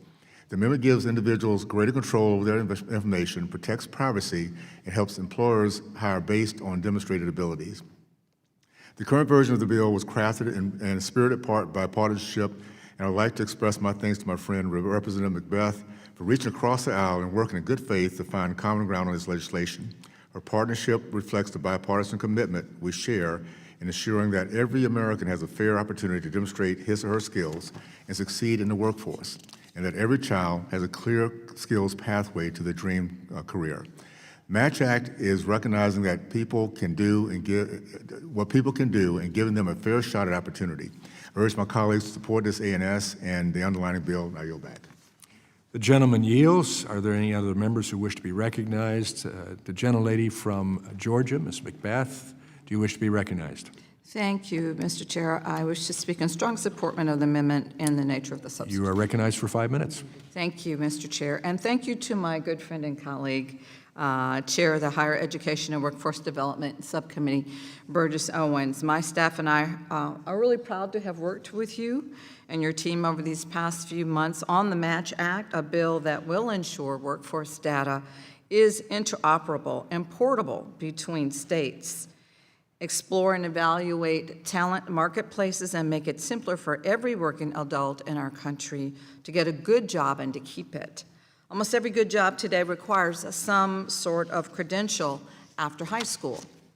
But even though most Americans will not go to college, our workforce system relies more on 4-year traditional universities than it does on programs that working people are more likely to participate in, things like apprenticeships and competencies and other short-term licenses and credentials.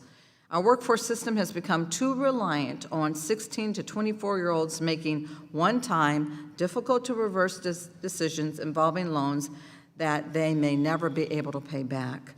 Decisions that are exorbitantly expensive, decisions that students and workers are told to make without knowing all of their options.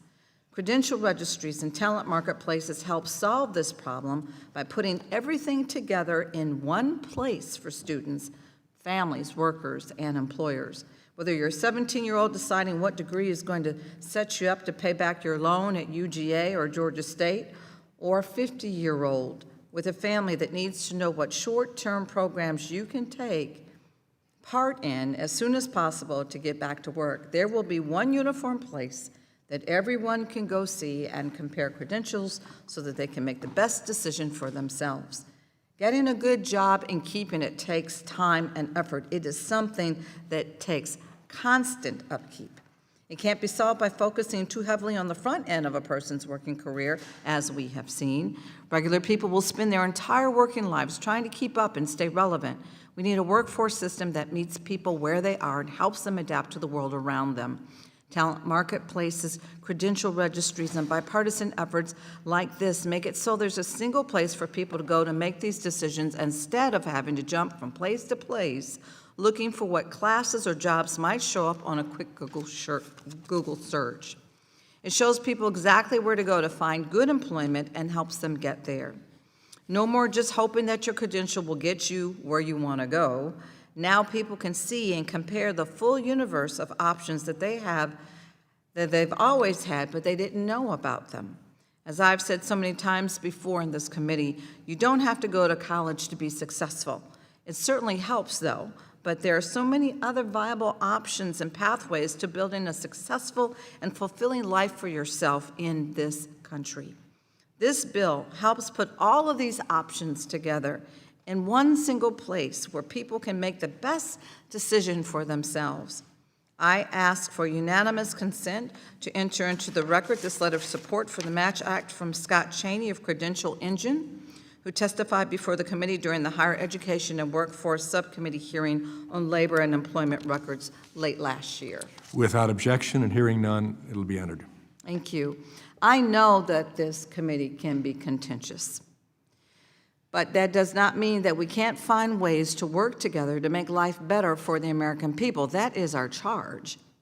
And my staff and I try to extend the same benefits of the doubt that we hope would be extended to us when working with offices belonging to the opposite party. And this is what happens when members really listen to each other and not attack one another.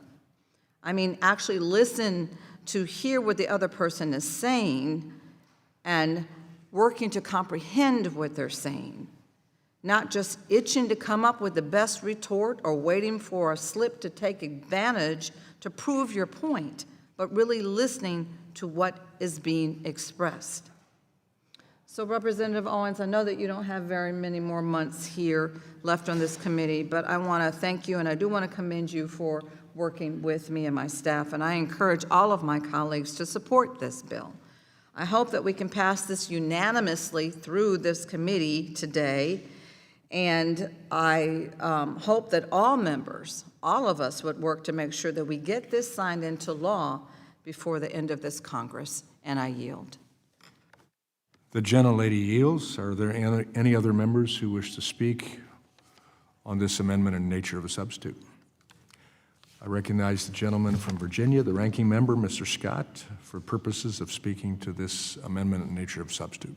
Thank you, Mr. Chairman. Just very briefly, I just wanted to thank the gentlelady from Georgia, Ms. McBath, and the gentleman from Utah, Mr. Owens, for their work together on this bill. They made significant improvements on the original bill, including converting the bill's grant program into a 5-year pilot, adding a substantive program evaluations, standardizing terminology to ensure that systems can work across states and institutions, and adding provisions that will give workers more control over what information is in their learning and employment record and how it's used. I would hope that we'd pass the bill, and I yield back. The gentleman yields. There being no further discussion on the amendment in nature of substitute, the committee will move on to consideration of amendments. Are there any members who wish to offer amendments?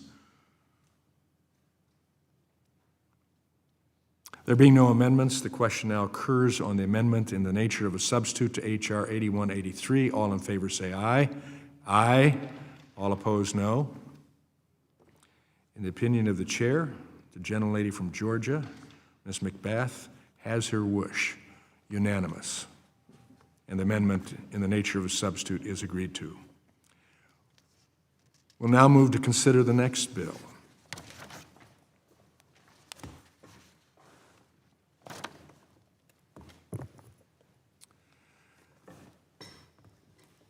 The committee will now proceed to consideration of Bill H.R. 9723 for amendment. The bill was circulated in advance and printed copies are available. The clerk shall designate the bill. H.R. 9723, a bill to establish the President's Council on Sports, Fitness, and Nutrition and for other purposes. Without objection, the first reading of the bill is dispensed with. Without objection, the bill will be considered as read and open for amendment at any point, and any amendment offered shall be considered as read. Does anyone seek to be recognized? Mr. McKenzie, for what purpose do you seek recognition? Mr. Chairman, I have an amendment at the desk titled ANS_01. The clerk shall designate the amendment in the nature of a substitute.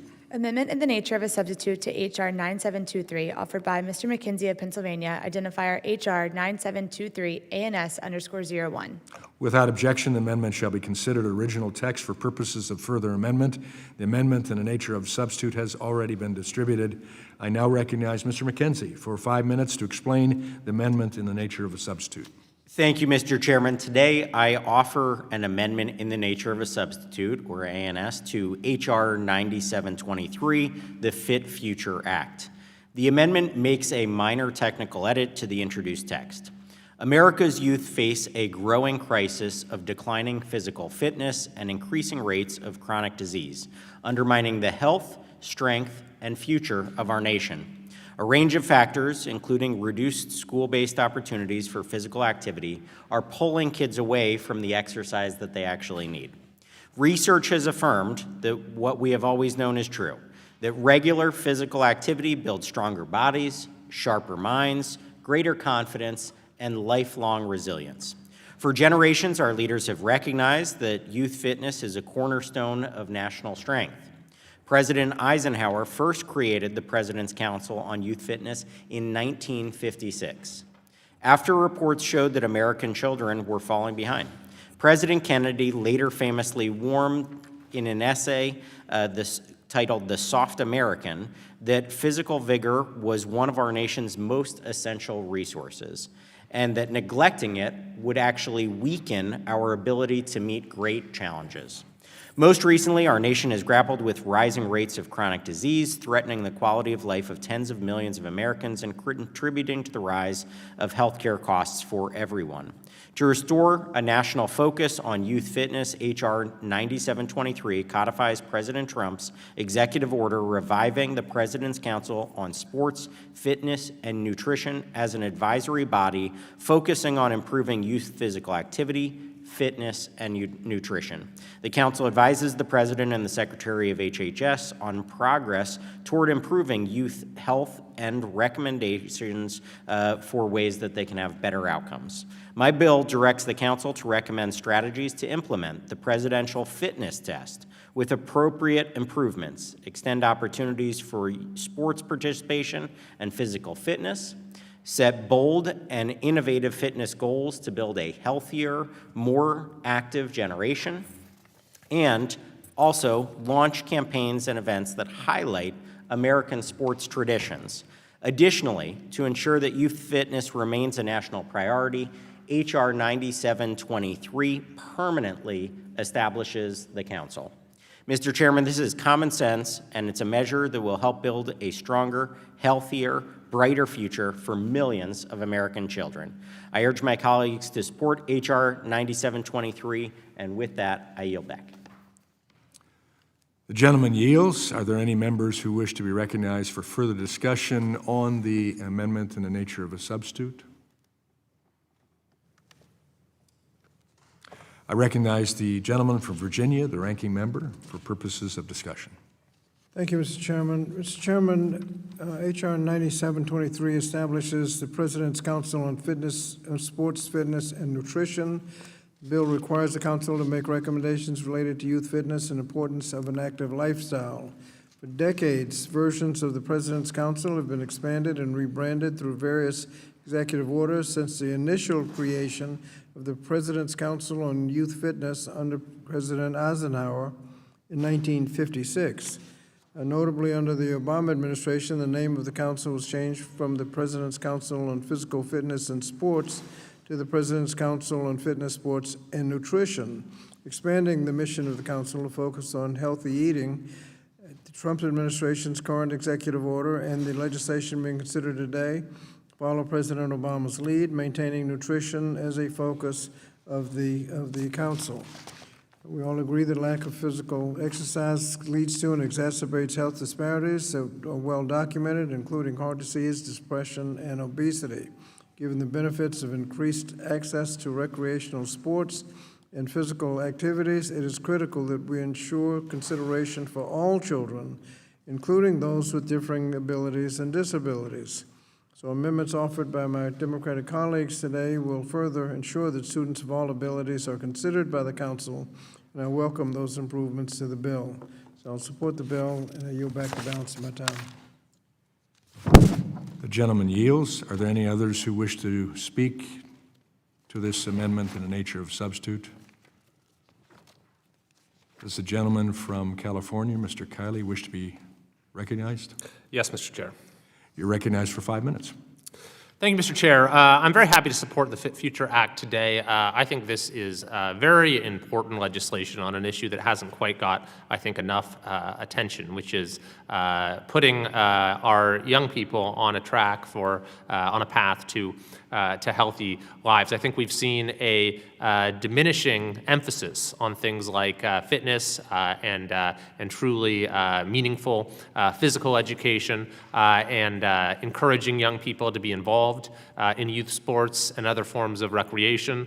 It's become even more of an issue as we've seen the amount of screen time that is spent by young people absolutely skyrocket. And so I think this is very solid legislation that will help to reverse that trajectory. And it's really almost impossible to overstate the benefits that would accrue to young people, to our healthcare system, to our country, if we could establish these habits early in life. And this bill will encourage that in a number of ways. I'd also note that we've been looking in our subcommittee now at a couple hearings on the issues of affordability in connection with youth sports across the country. And so I think that another piece of the equation here is assuring that we can make access to youth sports affordable for all families and broaden participation as much as possible. But I think this is a very good piece of legislation.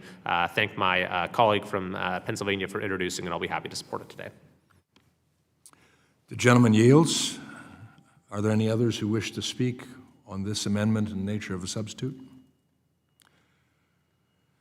There being no further discussion on the amendment in the nature of a substitute, the committee will move to consideration of amendments. Are there any members who would like to offer amendments?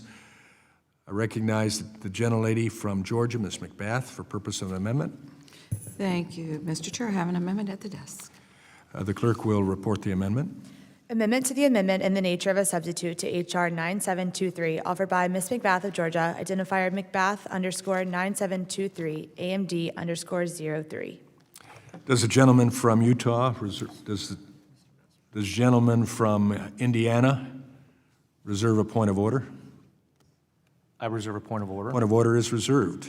I now recognize the gentlelady from Georgia for 5 minutes in support of her amendment. Thank you, Mr. Chair. I'm really proud to offer this bipartisan amendment to help ensure that every child, regardless of how much money their parents make, can afford to play the sports that they all love. Ozzie Smith, a Hall of Fame shortstop and 13-time winner of Major League Baseball's Golden Glove Award, he learned to play as a child, but he used a paper bag instead of a baseball mitt. That's all that they could afford. He did that because his family just couldn't afford to buy him a baseball mitt.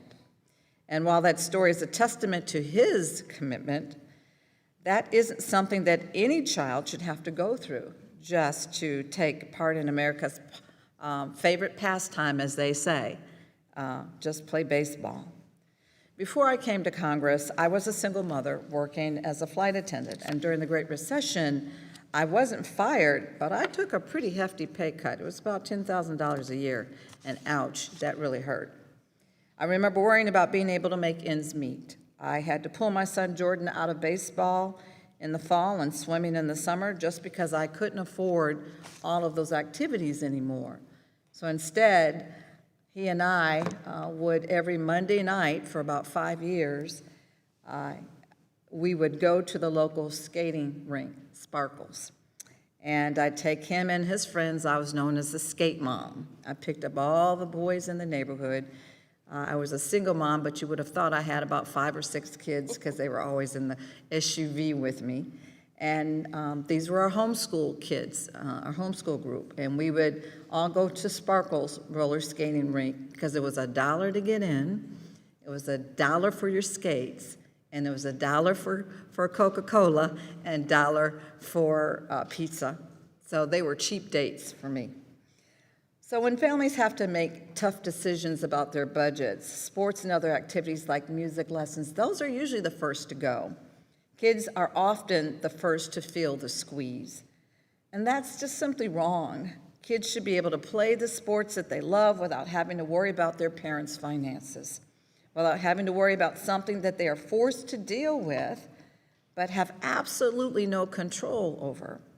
This amendment would direct the council to develop strategies to assist families with the rising costs by expanding access to recreational sport and athletic opportunities offered by nonprofit organizations like the YMCA or the Boys and Girls Clubs of America, and so many other youth leagues that are run by Jewish community centers and churches and church groups all around the country.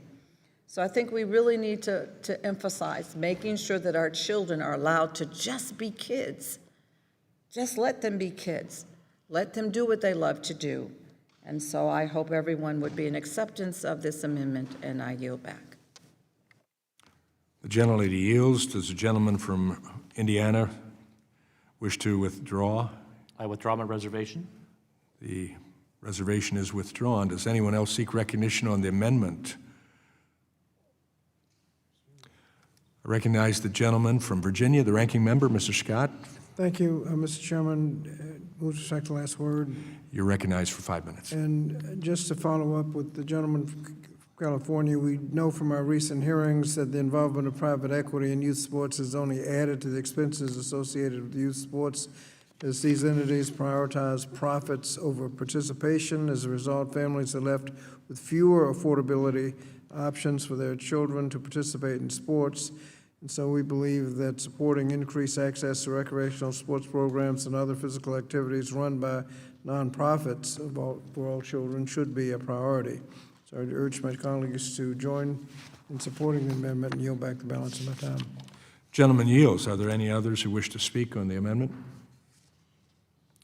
Recognize myself, we will be accepting this amendment.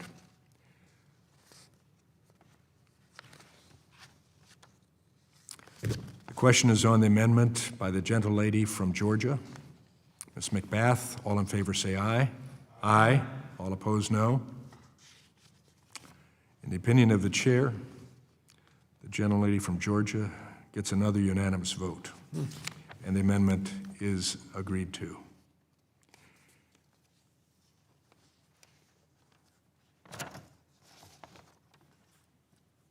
Further action on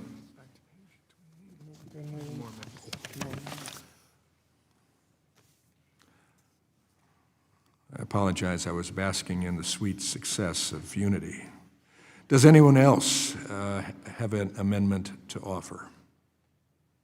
The gentlelady from Connecticut, do you wish to offer an amendment? Yes, Mr. Chair, I have an amendment at the desk. The clerk will report the amendment. Amendment to the amendment in the nature of a substitute to H.R. 9723, offered by Ms. Hayes of Connecticut, identifier Hayes _ HAYECT _072. Does the gentleman from Utah wish to reserve a point of order? Point of order is reserved. I now recognize the gentlelady from Connecticut, Ms. Hayes, for 5 minutes in support of her amendment. Thank you. The Fit Future Act establishes the Council on Sports, Fitness, and Nutrition. This council is directed to make recommendations on reducing childhood obesity, improving nutrition, and promoting healthy lifestyles. These are all important goals that I fully support. However, there's a fundamental contradiction at the heart of this legislation that is being overlooked. You cannot ask a hungry child to be fit. Currently, more than 4 million Americans face the risk of hunger, and over 700,000 children have already lost access to federal food assistance. This situation directly results from H.R. 1, legislation that was passed and celebrated by my Republican colleagues. In Connecticut, since July 2025, more than 32,000 people have lost SNAP benefits, and it's projected that 58,000 additional Connecticut families will lose an average of $194 in benefits each month. For millions of children in this country, proper nutrition depends entirely on whether their families can afford food.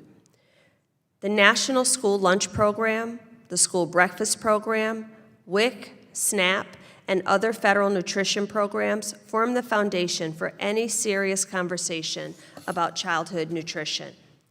My amendment requires the council to make recommendations on strategies to address food insecurity as a barrier to physical fitness and healthy nutrition. It also suggests ways in which federal nutrition programs can support these goals.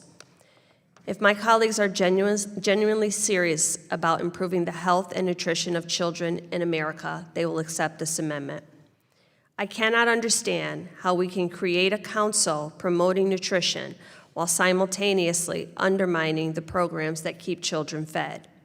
Mr. Chair, you can continue the sweet success of unity by supporting my amendment. I urge my colleagues to support this amendment, and I yield back. Gentlelady yields. Are there any other members who wish to speak on this amendment? I recognize the gentleman from Virginia, the ranking member, for purposes of speaking to the amendment. Thank you, Mr. Chairman.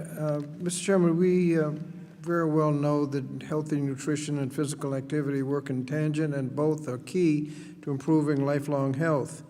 And since the Big Ugly Bill was signed into law last year, there's been a drastic decline in the number of children receiving SNAP benefits, with more than 700,000 children no longer participating in the program. Taking away access to federal nutrition assistance programs, including free and reduced price meals, is antithetical to our goals today of getting more children involved in recreational sports and physical activities. That's why I support this amendment that would require the council to make recommendations on how federal nutrition programs such as SNAP, supplemental nutrition program for women, infants, and children, that's WIC, and the school meal program can work in tangent to improving physical fitness and childhood obesity. So I urge my colleagues to support the amendment and yield back the balance of my time. The gentleman yields. Are there any others who wish to speak on the amendment? Seeing none, I recognize myself. This amendment asks the council to take on food insecurity policy and coordinate major federal nutrition assistance programs. These responsibilities are well outside the scope and congressional intent of the Fitness Council. The council was established to provide recommendations on sports, physical fitness, and nutrition in the context of promoting active and healthy lifestyles, not address food insecurities and inequalities. In fact, this amendment proposes to utilize the Fitness Council to duplicate efforts of existing programs that Congress created to help address these issues. The very nutrition program this amendment wishes to analyze, SNAP, WIC, school meals, are already focused on helping communities with limited access to food. Furthermore, not all the nutrition programs cited here are within the committee's jurisdiction. Let's not put too many cooks in the kitchen, so to speak. For this reason, I oppose the amendment, and I yield back. The question is now on the amendment by the gentlelady from Connecticut. All in favor, say aye. All opposed, no. No. In the opinion of the chair, the amendment is not agreed to. A roll call vote is ordered. Pursuant to the chair's previous announcement, this vote will be postponed. Are there any further amendments to the amendment in the nature of a substitute to H.R. 9723? I recognize the gentleman from New York, Mr. Mannion, for purposes of amendment. Thank you, Mr. Chairman. I have an amendment at the desk. The clerk will report the amendment. Amendment to the amendment in the nature of a substitute to H.R. 9723, offered by Mr. Mannion of New York, identifier Mannion_9723, AMD_01. Does the gentleman from Utah reserve a point of order? Yes. A point of order is reserved. I now recognize the gentleman from New York, Mr. Mannion, for 5 minutes in support of the amendment. Thank you, Mr. Chair, and thank you to my colleague from Pennsylvania for bringing this bill through the committee. I have an amendment that I believe makes sense to some important and includes some important additions to this bill to ensure that all kids, regardless of ability, can lead healthier and more active lifestyles. In this committee, we've talked before about the important physical, mental, and social benefits of youth sports participation. I want to thank my colleagues today for continuing that bipartisan dialogue. The bill we're discussing establishes a federal advisory council focused on school-based programs that improve physical fitness and address issues like childhood obesity and chronic disease. Those are important goals that I share.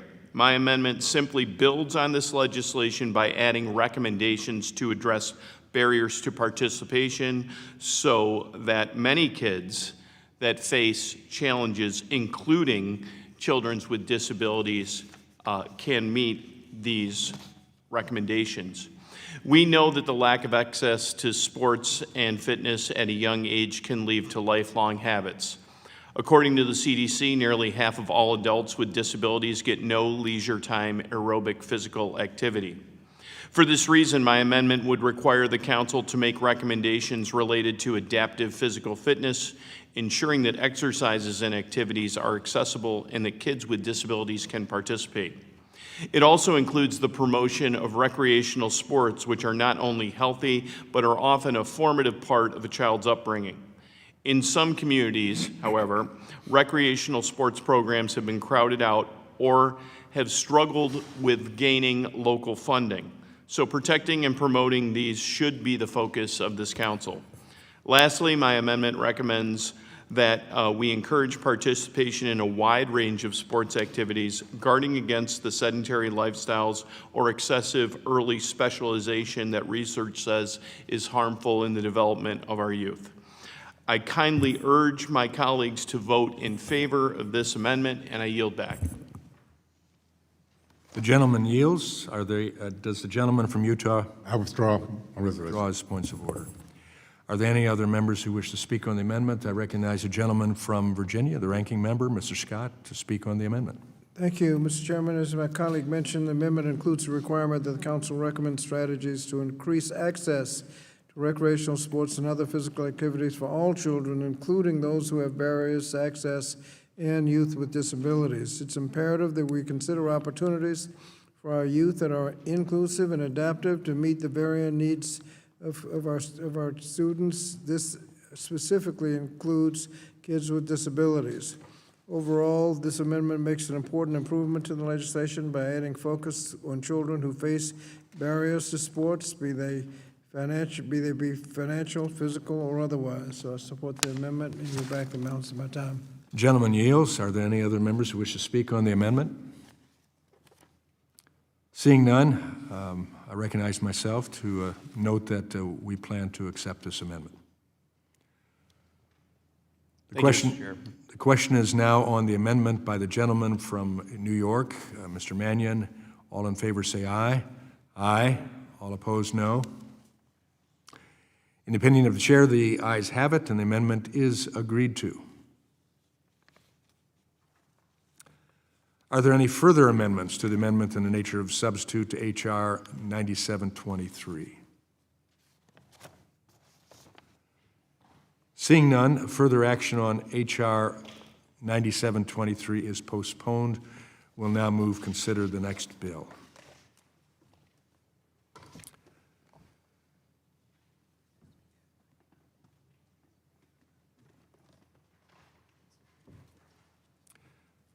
The committee will now proceed to consideration of Bill H.R. 8660 for amendment.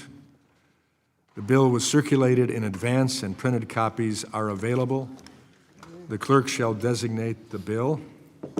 H.R. 8660, a bill to amend the Fair Labor Standards Act of 1938 to protect worker access to employer equity and for other purposes. Without objection, the first reading of the bill is dispensed with. Without objection, the bill will be considered as read and open for amendment at any point, and any amendment offered shall be considered as read. Does anyone seek to be recognized? Mr. McKenzie, for what purpose do you seek recognition? I have an amendment at the desk. The clerk shall designate the amendment in the nature of a substitute. Amendment in the nature of a substitute to H.R. 8660, offered by Mr. McKenzie of Pennsylvania, identifier 8660ANS_01. Without objection, the amendment shall be considered original text for purposes of further amendment. The amendment in the nature of a substitute has already been distributed. I now recognize Mr. McKenzie for 5 minutes to explain the amendment in the nature of a substitute. Thank you, Mr. Chairman. Since 2000, hourly employees have benefited from the provisions of the Worker Economic Opportunity Act, WEOA, which exempts the value of employer-provided stock options, stock appreciation rights, or bona fide employee stock purchase programs from employees' regular rate of pay. This means that Congress unanimously concluded that hourly employees who are considered non-exempt under the Fair Labor Standards Act, or FLSA, should be eligible for the same equity compensation as their exempt counterparts, and employees should be able to exempt such equity compensation from the employee's regular rate of pay. Otherwise, the incentive for employers to provide this benefit is minimal and comes with significantly increased overtime costs. Unfortunately, there is uncertainty regarding the application of WEOA to restricted stock units, or RSUs. These are a modern form of equity compensation arrangements in which employees receive company stock upon meeting certain tenure or performance requirements. Current law is unclear about the treatment of these modern equity compensation arrangements when calculating an employee's overtime, and many employers choose not to offer them due to their non-exempt workers because of this lack of clarity. H.R. 8660 clears up that confusion, expands workers' access to this important benefit, and aligns it with current compensation practices. A federal judge in California recently explained this perfectly during litigation in a related case.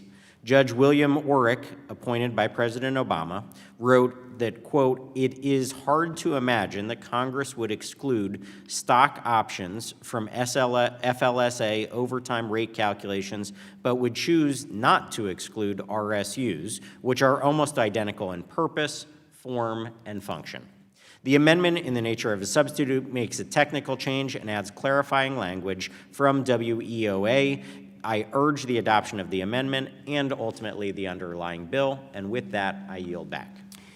The gentleman yields. Are there any members who wish to be recognized for further discussion on the amendment in the nature of a substitute? I recognize the gentleman for Virginia, the ranking member, Mr. Scott, for purposes of discussion. Thank you, Mr. Chairman.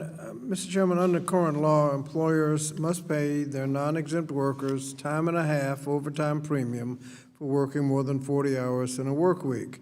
That's just not 1.5 times their hourly wage, it's 1.5 times their what's called regular rate of pay, which includes some non-wage compensation. The bill would amend the Fair Labor Standards Act to remove the value of restricted stock units, RSUs, from the regular rate of pay calculation. As I mentioned in my opening statement, RSUs are a company's promise to issue stock to an employee in the future after the employee satisfies the requirement to stay with the company for a specified period. When overtime was originally established in the FLSA, the overriding purpose of overtime provisions was not to reward excessive work, but instead to discourage employers from demanding it. Any bill that exempts forms of compensation from the regular rate of pay chips away at the disincentive that makes a 40-hour work week the rule rather than the exception. The bill's proponents say that RSUs should be excluded from the overtime calculation because stock options and 2 other stock programs are already excluded from the FLSA's regular rate of pay, but RSUs are different from the other programs. For example, unlike stock options, employees do not purchase RSUs or pay a price when exercising them. RSUs function as a future promise that materializes, or what's called vests, if the employee meets a continued service requirement. Committee Republicans have failed to hold a hearing focusing on this bill and demonstrating any policy rationale for it. And at least the last time I checked, the bill had 0 co-sponsors. Unfortunately, committee Republicans continue to think that bills like this are worth pursuing. But earlier this year, committee Republicans advanced legislation that would exclude certain job training programs from the regular rate of pay. Fortunately, the bill was defeated on the House floor in January.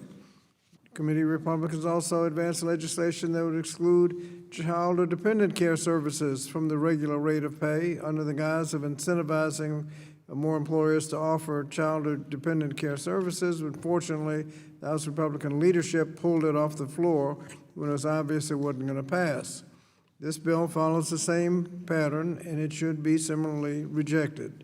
Mr. Chairman, I hope we defeat the bill, and I yield back the balance of my time. The gentleman yields. Are there any further members who wish to speak on the amendment?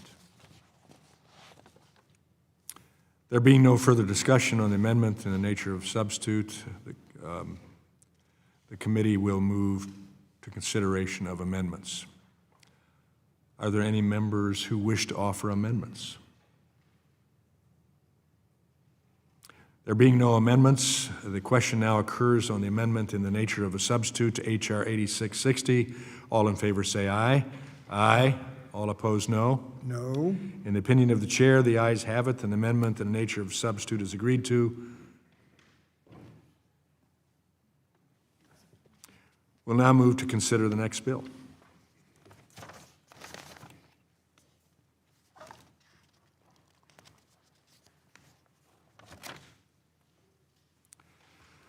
The committee will now proceed to consideration of Bill H.R. 8347 for amendment. The bill was circulated in advance and printed copies are available. The clerk shall designate the bill. H.R. 8347, a bill to classify qualified locum tenens, professionals, and advanced care practitioners as independent contractors for the purposes of the Fair Labor Standards Act of 1939 and the National Labor Relations Act. Without objection, the first reading of the bill is dispensed with. Without objection, the bill will be considered as read and open for amendment at any point, and any amendment offered shall be considered as read. Does anyone seek to be recognized? Mr. Owens, for what purpose do you seek recognition? Mr. Chairman, I have an amendment.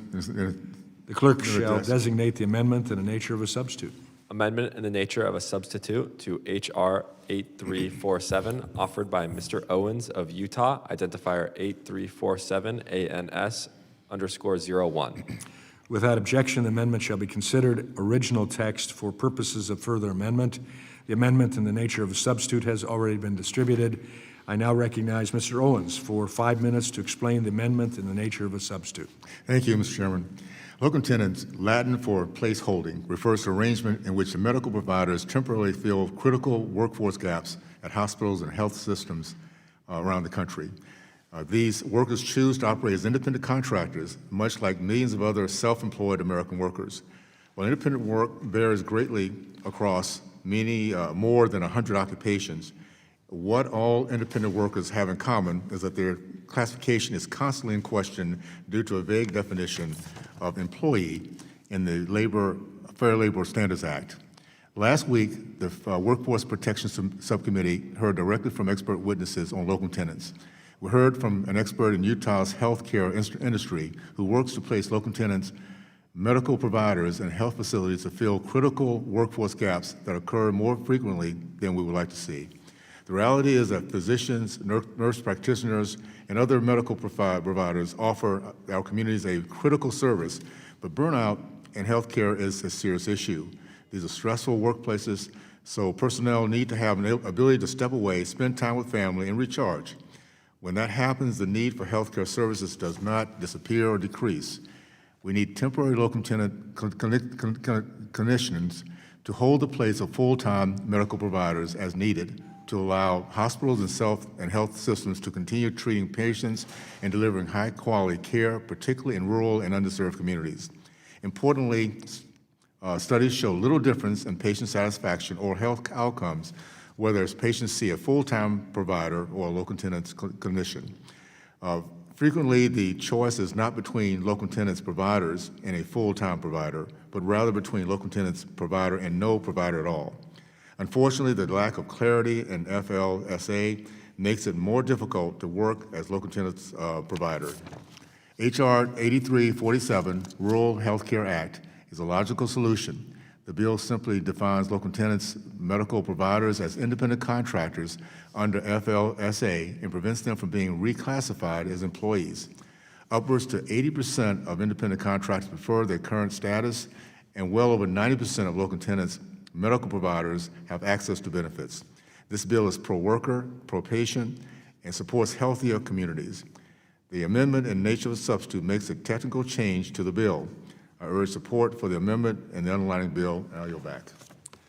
The gentleman yields. Are there any members who wish to be recognized for further discussion on the amendment in the nature of a substitute? The gentleman from New York, Mr. Mannion, who wish to be recognized. Thank you, Mr. Chair. I move to strike the last word. This is yet another bill that concerns me related to weakening essential labor laws by carving out certain types of workers.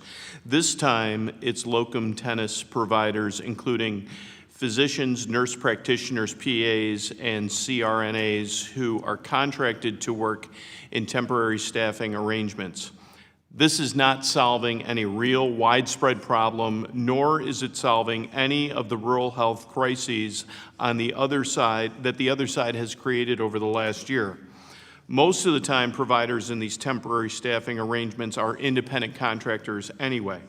So what this bill really does is remove any labor protections and collective bargaining rights from these providers when their employers violate the contractual relationship and are in fact treating them as employees. In cases like this, the providers can depend on our existing labor framework to provide them with a legal recourse. Arbitrarily carving them out from these laws is unnecessary and certainly does nothing to support rural health. If anything, it just fills our hospitals and clinics with more temporary staff rather than full-time providers with a real attachment to their place of work and the community. I urge my colleagues to oppose this bill, and I yield back. The gentleman yields. Are there any others who wish to be recognized on this amendment? The gentleman from Virginia, the ranking member, Mr. Scott, you're recognized for 5 minutes. Thank you, Mr. Chairman. Although the bill is titled Rural Health Care Act, the bill will not actually improve access to health care in rural communities. The bill simply allows employers to misclassify health care workers as independent contractors and effectively strip them of their rights and protections under our labor and employment laws, such as access to overtime pay, unemployment insurance, workers' compensation, and the right to collective bargaining. Those benefits go to employees. Once they're misclassified as independent contractors, they lose access to overtime, unemployment insurance if they lose their job, workers' compensation, and the right to collective bargaining. And they don't agree to lose those benefits. They agree to get the job, and if the job doesn't, if they say they have to be an independent contractor to get the job, they want the job, they have to forego the benefits. This reach covers any temporary assignment of a doctor, nurse practitioner, or physician assistant anywhere in the United States.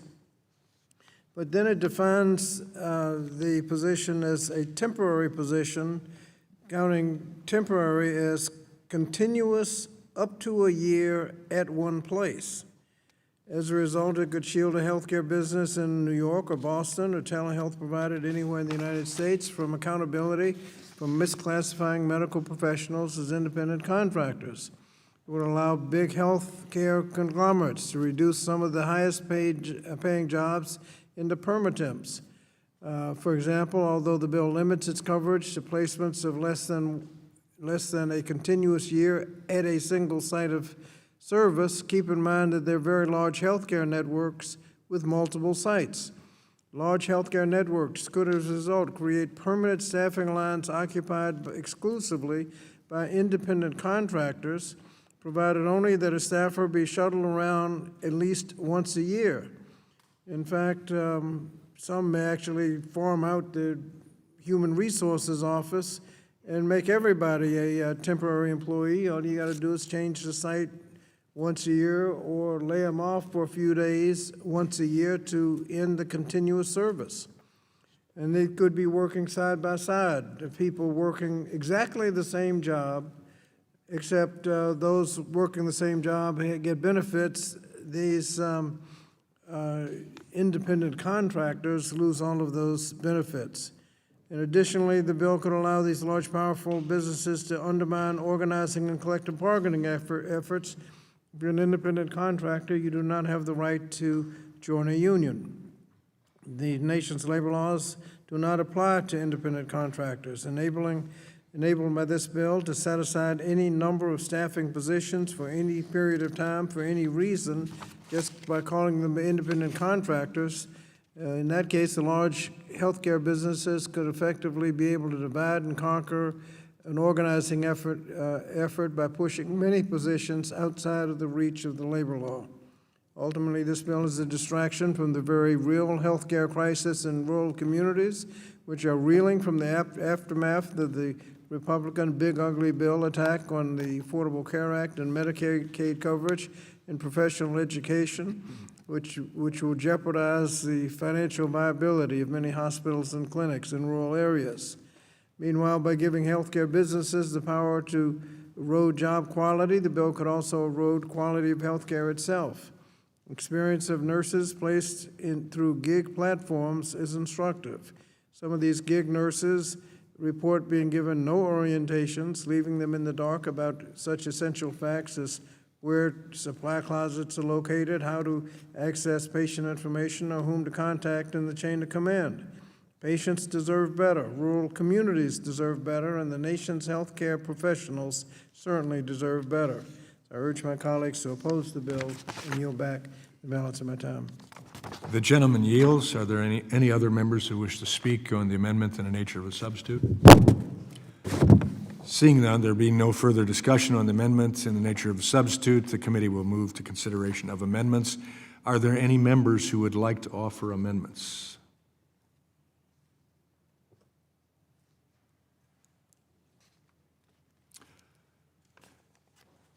There being no amendments, the question now occurs on the amendment in the nature of a substitute to H.R. 8347. All in favor say aye. Aye. All opposed, no. No. In the opinion of the chair, the ayes have it, and the amendment in the nature of a substitute is agreed to. We'll now move to consider the next bill.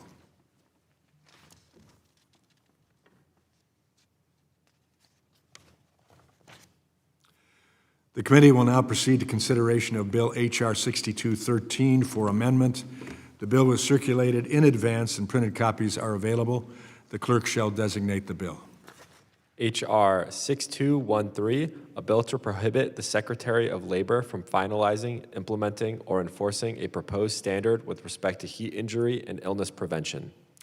Without objection, the first reading of the bill is dispensed with. Without objection, the bill will be considered as read and open for amendment at any point, and any amendment offered shall be considered as read. Does anyone seek to be recognized? Mr. Messmer, for what purpose do you seek recognition? I have an amendment at the desk. The clerk shall designate the amendment in the nature of a substitute. Amendment in the nature of a substitute to H.R. 6213, offered by Mr. Messmer of Indiana, identifier heat_safety_ANS. Without objection, the amendment shall be considered original text for purposes of a further amendment. The amendment in the nature of a substitute has already been distributed. I now recognize Mr. Messmer for 5 minutes to explain the amendment in nature of a substitute. Thank you, Mr. Chairman. At the end of the Biden-Harris administration, OSHA proposed a terrible rule to establish an all-encompassing federal heat injury prevention regulation. The misguided intention was to create a one-size-fits-all framework for all workers and all businesses across all 50 states for those performing work in outdoor and indoor environments where heat fluctuates. The Biden-Harris suggested rule must be stopped before it causes significant harm to American businesses without any evidence that it will create one iota of improvement for existing workplace safety efforts. It's not fair to propose a one-size-fits-all federal mandate that applies to very disparate industries, climates, and workplace environments.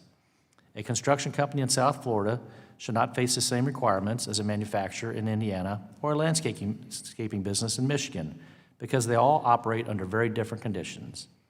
The Biden-Harris administration's proposal also ignores the collaboration already going on between workers and businesses to address any workplace challenges. The number one focus for any responsible employer is the safety of their most important resource, which of course is their workforce. Responsible employers already take heat-related safety very seriously, and for any business which does not do so, states already have strict regulations in place to deal with those bad actors. OSHA already has a general duty clause which requires employers to protect workers in heat situations with needed flexibility for climate, setting, industry, and other circumstances. More than 50 organizations representing millions of small businesses across the nation have voiced their concern over this destructive proposed rule. Support of H.R. 6213 sends a clear message that the Biden-Harris proposal is a bad approach to a problem that doesn't need solving. The amendment in nature of a substitute makes a technical change to the bill, and I urge the committee to adopt it and approve the underlying bill, and I yield back. The gentleman yields. Are there any members who wish to be recognized for further discussion on the amendment in the nature of a substitute? The gentleman from New York, Mr. Mannion, is recognized for 5 minutes. Thank you, Mr. Chair. I move to strike the last word. In the middle of the summer, just after a dangerous heat wave earlier this month, the committee is now marking up legislation that actively makes workers less safe on the job while exposed to extreme heat. Specifically, this bill prevents OSHA from finalizing, implementing, or enforcing a proposed standard with respect to heat injury and illness prevention. And not only does it object to the basic protections proposed under the previous administration, but it also prevents any similar rule from taking effect in the future. Let's be clear on exactly what we're talking about here and what the majority objects to. Simply that employers have a plan in place to protect workers from excessive heat, and that includes things like drinking water, rest breaks in the shade, and fans to control indoor heat. Basic standards around occupational heat exposure are just a common sense measure to keep workers safe. This is critical for construction, agriculture, and other industries where workers are spending significant time outside or around heavy heat-generating machinery. Instead of advancing this bill, we should have approached this in a bipartisan way and talked through any concerns with the heat standard. When it comes to any OSHA standard, I too want to make sure that it's workable for businesses to understand and to follow. But throwing out the entire standard altogether is wrong and puts people at continued risk. I oppose the bill and urge my colleagues to do the same, and I yield back. The gentleman yields. Are there any other members who wish to speak on the amendment in the nature of a substitute? I recognize the gentleman from Virginia, the ranking member, Mr. Scott, for purposes of discussion.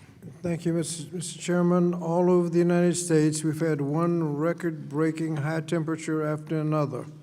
According to the Washington Post, for every low temperature record set this year, there have been around 19 high temperature records. Exposure to heat stress in the United States has increased 21% since the 1940s. According to one new study, and the same study found that if global warming reaches 2 degrees Celsius above the 20th century levels, exposures could increase 273%. As always, if everyone is suffering in the heat, workers feel the brunt of it, and people are dying every year because of heat stress, and there are thousands more who are injured or made ill because of occupational heat stress. This is nothing new. People have recorded the dangers of heat stress going back to ancient Greece and the Old Testament. For centuries, people have realized that there are simple steps to prevent heat illness: rest, water, shade, taking care to gradually get used to the heat conditions. And this bill would make requiring these simple life-saving steps impossible. The American military has taken the threat so seriously that it has invested for decades in research and policies to protect our troops. The Biden administration stepped up in 2024 with a proposed OSHA rule so that we can apply these simple measures for workers at risk. This Republican bill, however, would take us backwards. Instead of allowing OSHA to complete work on the Biden proposal, this bill would flatly forbid OSHA from getting the job done.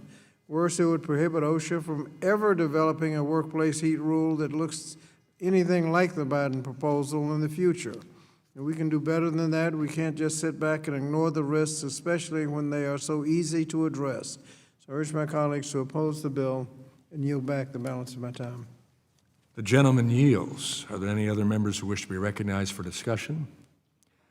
Seeing none, there being no further discussion on the amendment in the nature of substitute, the committee will move to consideration of amendments.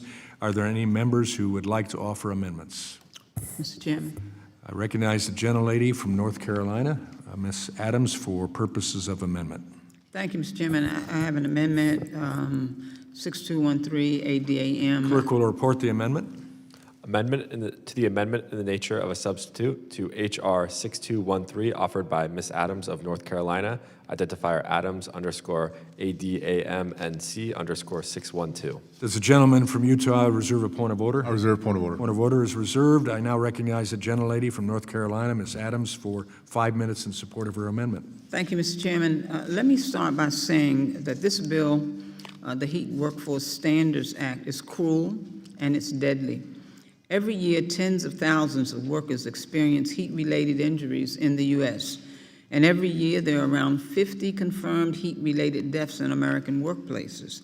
And that's almost certainly an underestimate.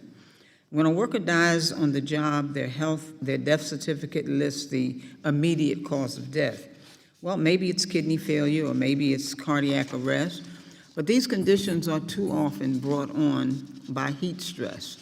Mr. Chairman, I'd like to submit for the record a report from Public Citizens entitled Boiling Point, which estimates that between 600 and 2,000 workers die from heat-related illness in the U.S. every year. Without objection and hearing none, the report will be submitted. Thank you.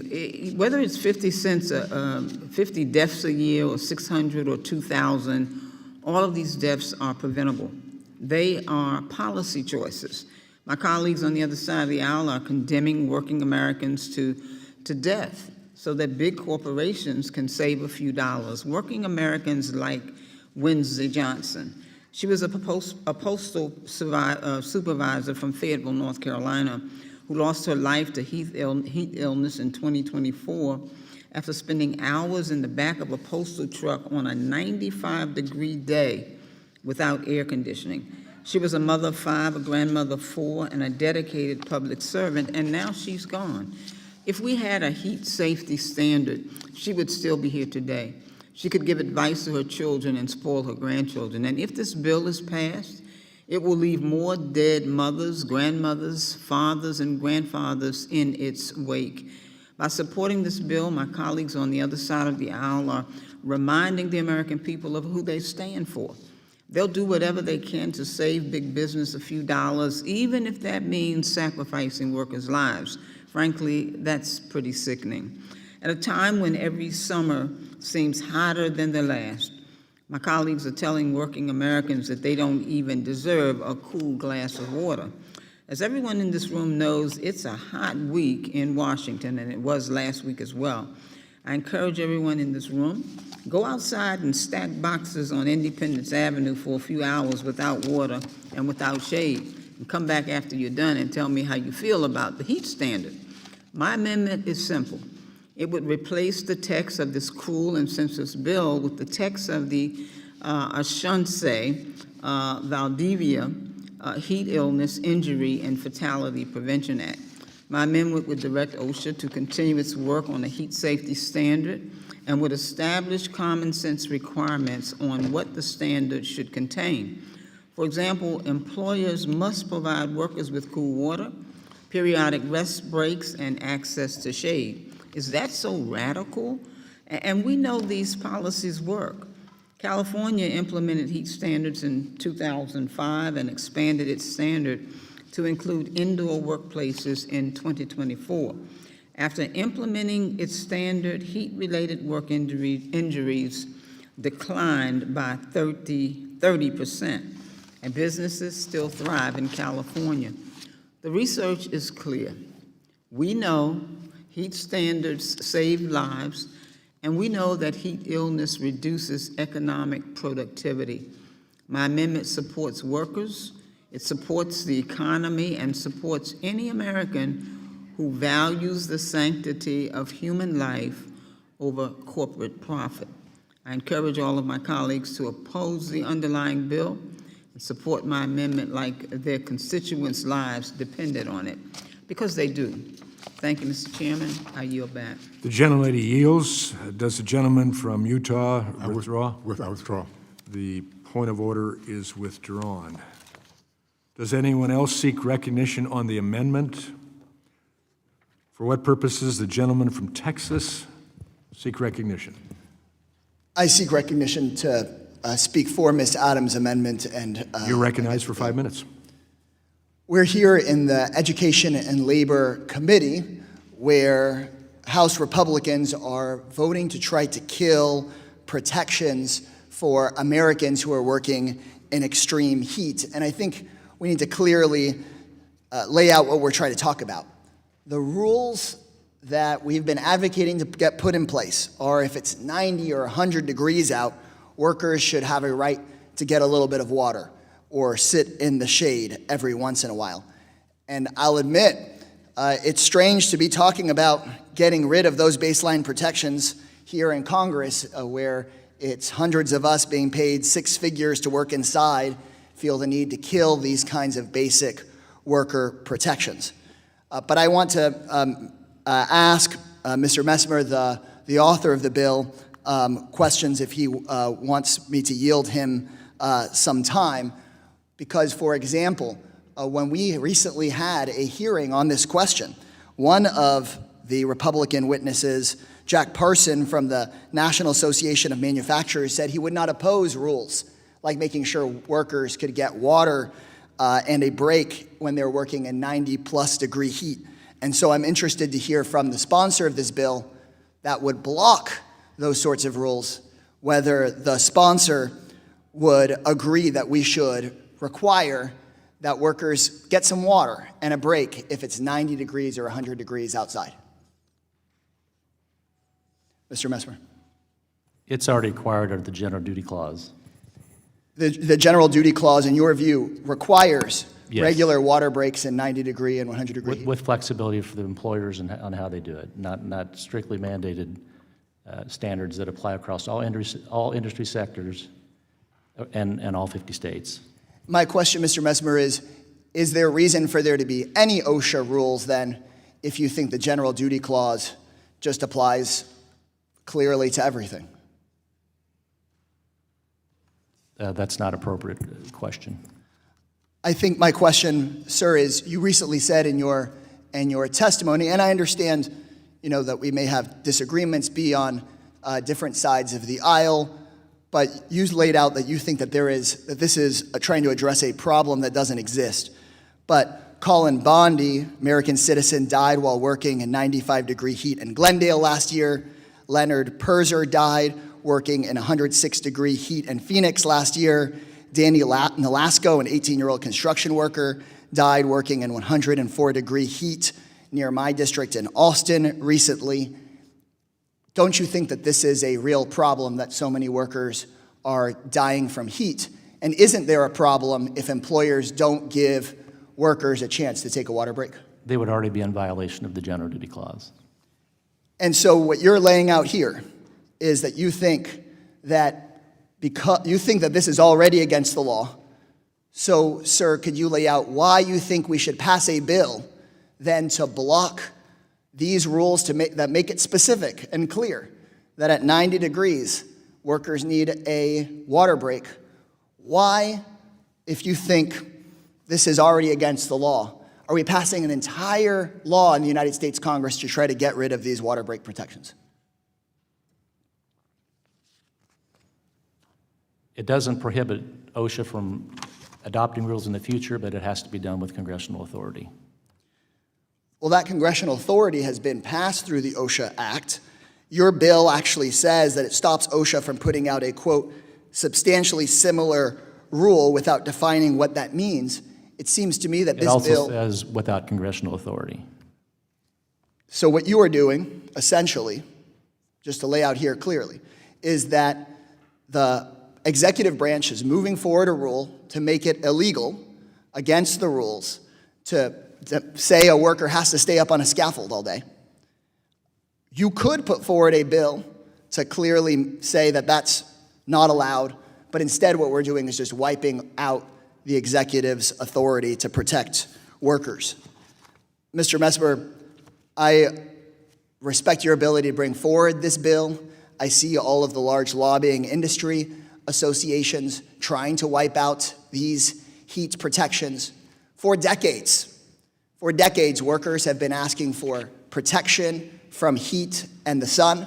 And to me, it's just so sad to see here in Congress, where we get to work indoors, get paid a fat salary, us prioritizing wiping out those heat protections, basically because industry lobbies are asking for it. I yield back. The gentleman's time has expired. A vote has been called in the House pursuant to previous order. The chair declares the committee in recess. Subject to call of the chair, we'll plan specifically to reconvene promptly 10 minutes after the last vote has been called. Has been called, not finished, but has been called in the series. The committee now stands in recess.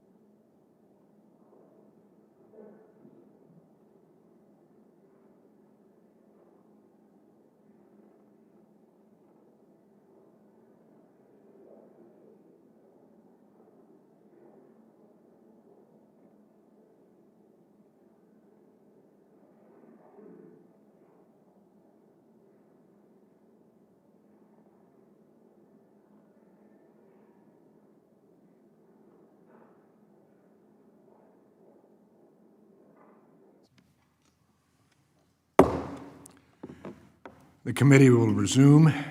We were on the Adams Amendment to H.R. 6213, the amendment in the nature of a substitute. Are there any? No, we're on the Adams Amendment. Yeah, we're on the Adams Amendment. To the amendment. To the amendment, yes. Does anyone else want to speak on the amendment, the Adams Amendment? I recognize the gentleman, the ranking member from Virginia, Mr. Scott, for 5 minutes. Thank you, Mr. Chairman. Mr. Chairman, I want to thank the gentlelady from North Carolina, Ms. Adams, for this amendment because it protects workers from excessive heat with sensible measures like ensuring breaks in cool spaces and access to water. There's nothing radical about offering a little rest, shade, and water to workers when it gets hot.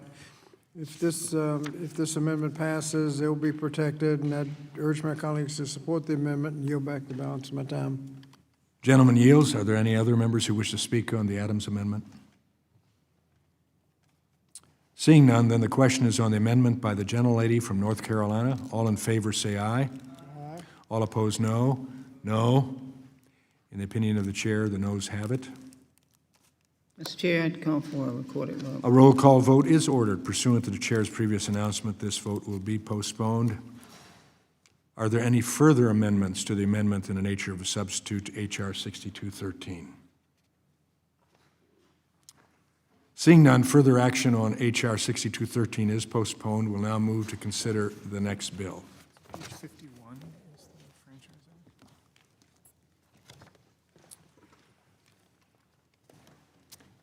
The committee will now proceed to consideration of Bill H.R. 5267 for amendment, the American Franchise Act. The bill was circulated in advance, and printed copies are available. The clerk shall designate the bill. H.R. 5267, a bill to preserve the franchise business model. Without objection, the first reading of the bill is dispensed with. Without objection, the bill will be considered as read and open for amendment at any point, and any amendment offered shall be considered as read. Does anyone seek to be recognized? Mr. Moylan, for what purpose do you seek recognition?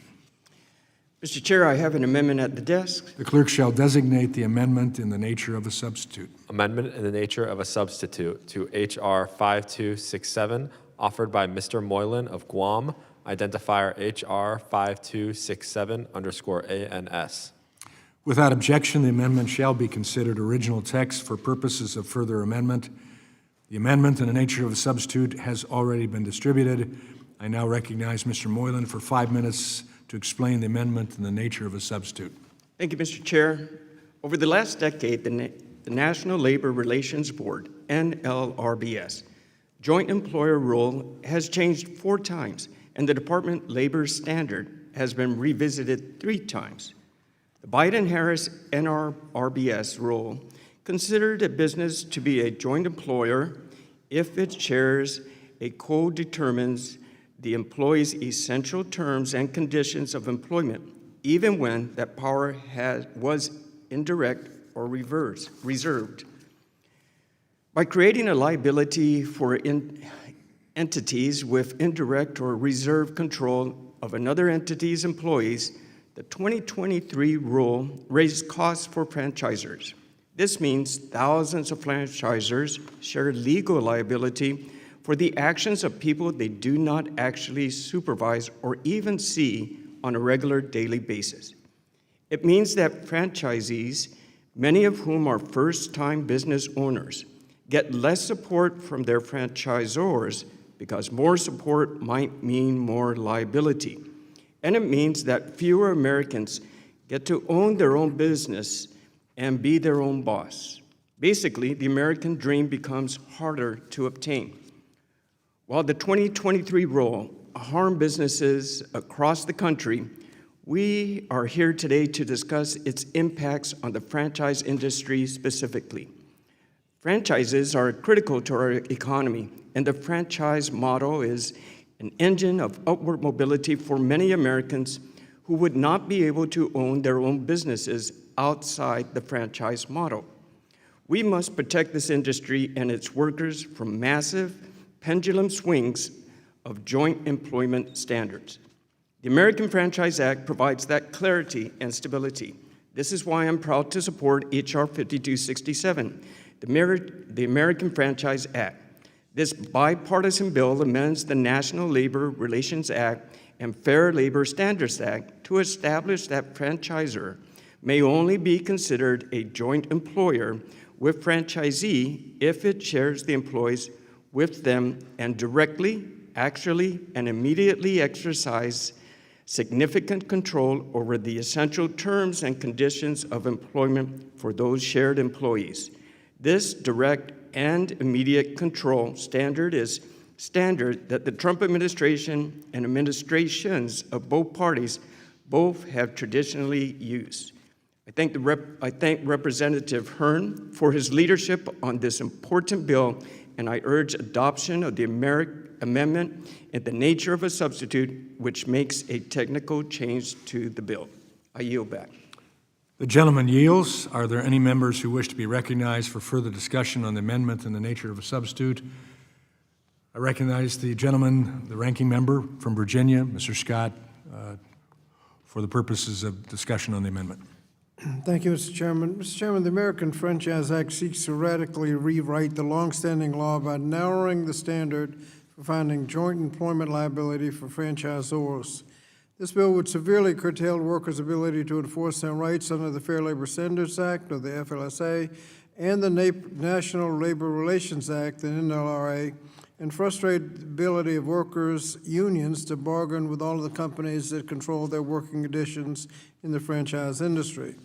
It would also harm small business franchise owners by leaving the franchisees liable for unlawful practices and procedures that are outside of their control and set by the large corporate franchisors.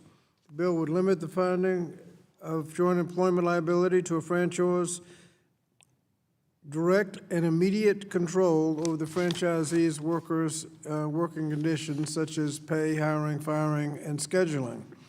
While this extremely narrow standard is problematic enough, the bill goes a step further in also creating explicit safe harbors in which certain actions that could normally be considered direct and immediate control are explicitly carved out from being indicators of joint employment.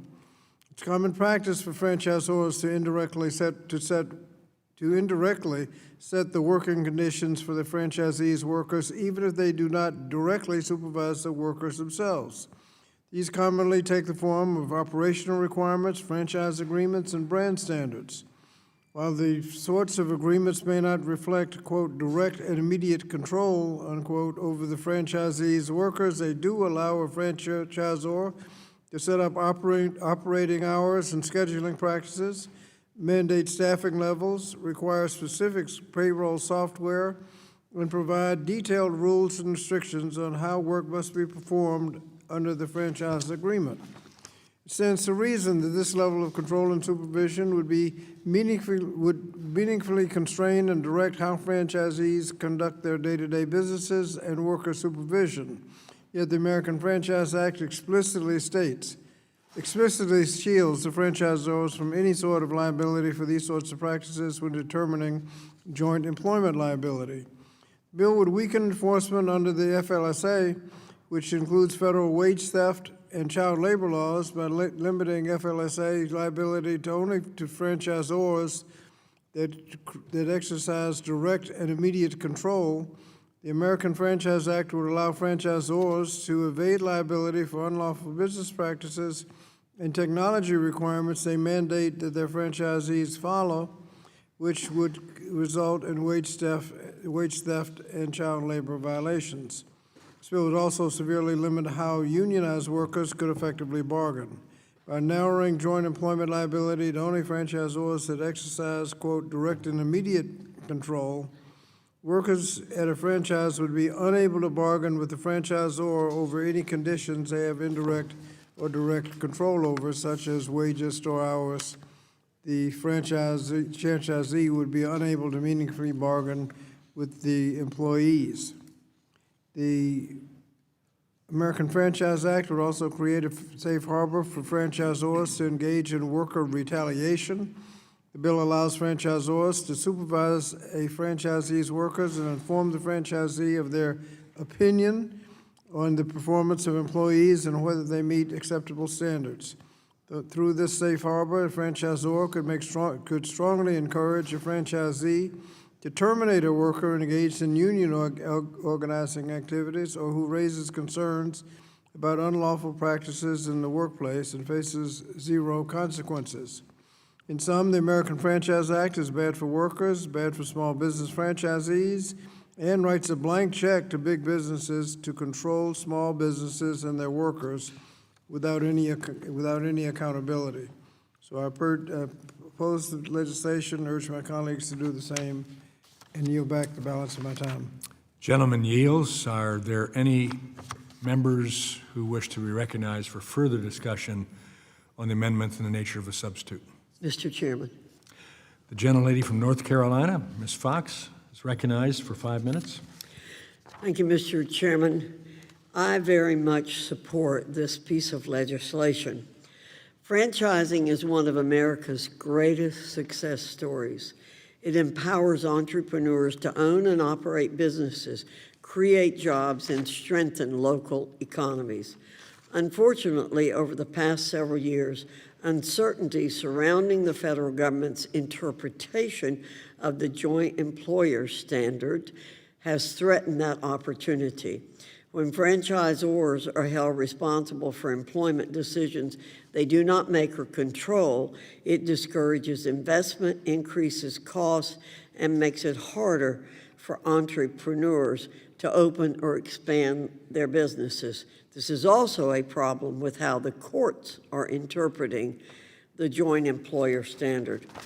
The American Franchise Act provides certainty for franchise employers and employees by making clear that a franchisor may only be considered a joint employer of the employees of a franchisee if the franchisor exerts direct control over one or more essential terms and conditions of employment. The bill preserves the independence of locally owned franchise businesses while ensuring that the actual employer remains responsible for employment decisions. This common sense legislation protects small business owners, supports job creation, and reinforces the franchise model that has helped so many Americans achieve the dream of owning a business.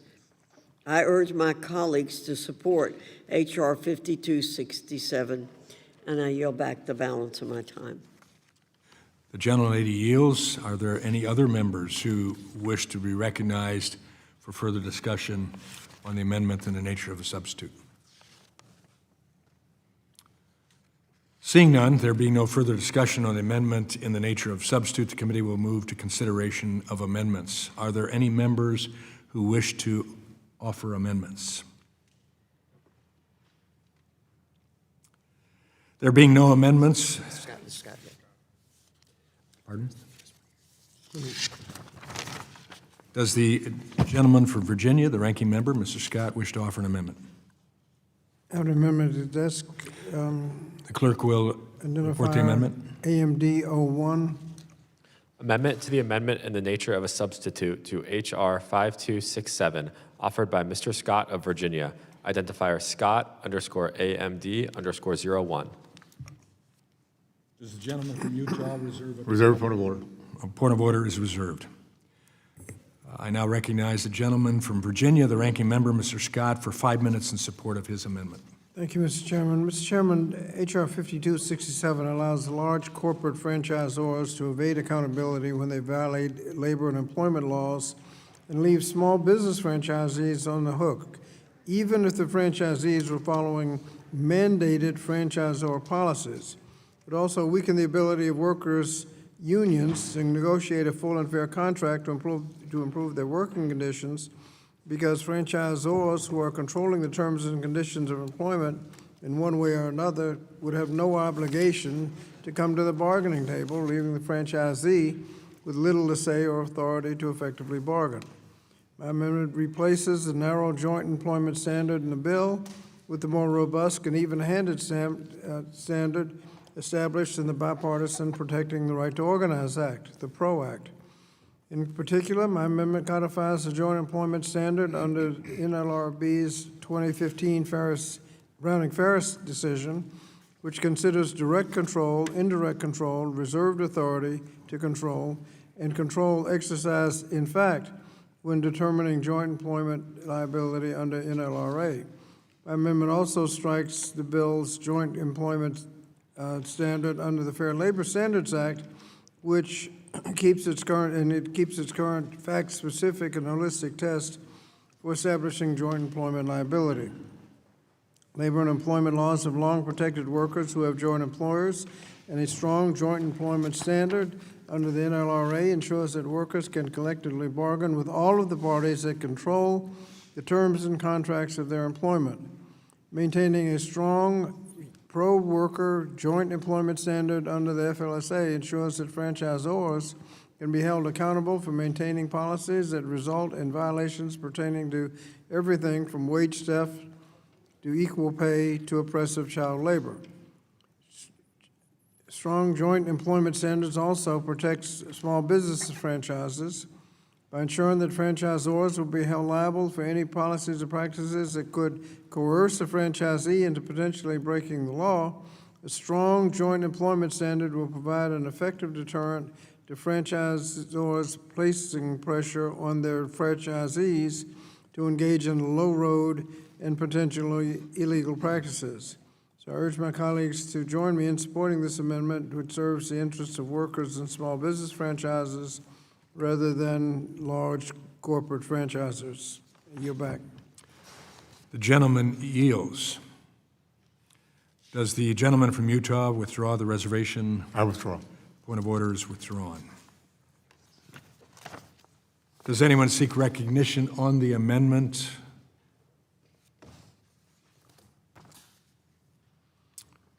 Mr. Chairman.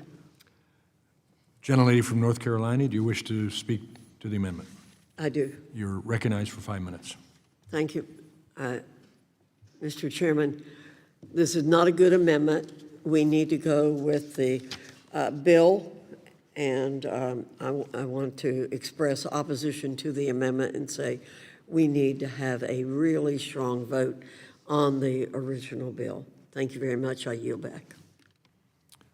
The gentlelady yields. Are there any other members who seek recognition on the amendment? Seeing none, the question is on the amendment by the gentleman from Virginia, the ranking member, Mr. Scott. All in favor say aye. Aye. All opposed, no? No. In the opinion of the chair, the noes have it, and the amendment is not agreed to. A roll call vote is ordered pursuant to the chair's previous announcement. This vote will be postponed. Are there any further amendments to the amendment in the nature of substitute H.R. 5267? The gentleman from Virginia, the ranking member, Mr. Scott, do you offer an amendment? Yes, Mr. Chairman, I have an amendment at the desk. The clerk will report the amendment. This is AMD 04. Amendment to the amendment in the nature of a substitute to H.R. 5267, offered by Mr. Scott of Virginia, identifier Scott_AMD_04. Does the gentleman from Utah reserve a point of order? Reserve point of order. Point of order is reserved. I now recognize the gentleman from Virginia for 5 minutes in support of the amendment. Mr. Chairman, my amendment would provide franchisees with the right to sue their corporate franchisor for damages when the franchisee is found to have violated the NLRA or the FLSA as a result of their franchisor's mandated policies or guidance. Franchisors are regularly engaged in a level of control over their franchisees' businesses that meaningfully impact workers' terms and conditions of employment through operational requirements, franchise agreements, and brand standards. Franchisors can set operating hours, scheduling practices, mandate staffing levels, and require specific payroll software, or provide detailed rules and regulations on how the work must be performed under the franchise agreement. With that level of control, franchisees are left with little to say or how they conduct their day-to-day businesses and worker supervision. So if enacted as written, this bill would create a situation where a franchisee who is obligated to follow unlawful practices mandated by the franchisor, if he wishes to keep his agreement, he's left fully liable for any damages and other consequences under the NLRA or FLSA caused by the franchisor's required policies and guidance. My amendment would correct this injustice and guarantee that franchisees may hold franchisors accountable for their illegal behavior. No business should be above the law, and we should not require our small businesses or franchises to take all the blame for the unlawful practices forced upon them by their franchisors. I urge my colleagues to vote for the amendment and protect the franchisees. I yield back. Does the gentleman from South Carolina? Mr. Chairman, I withdraw my point of order.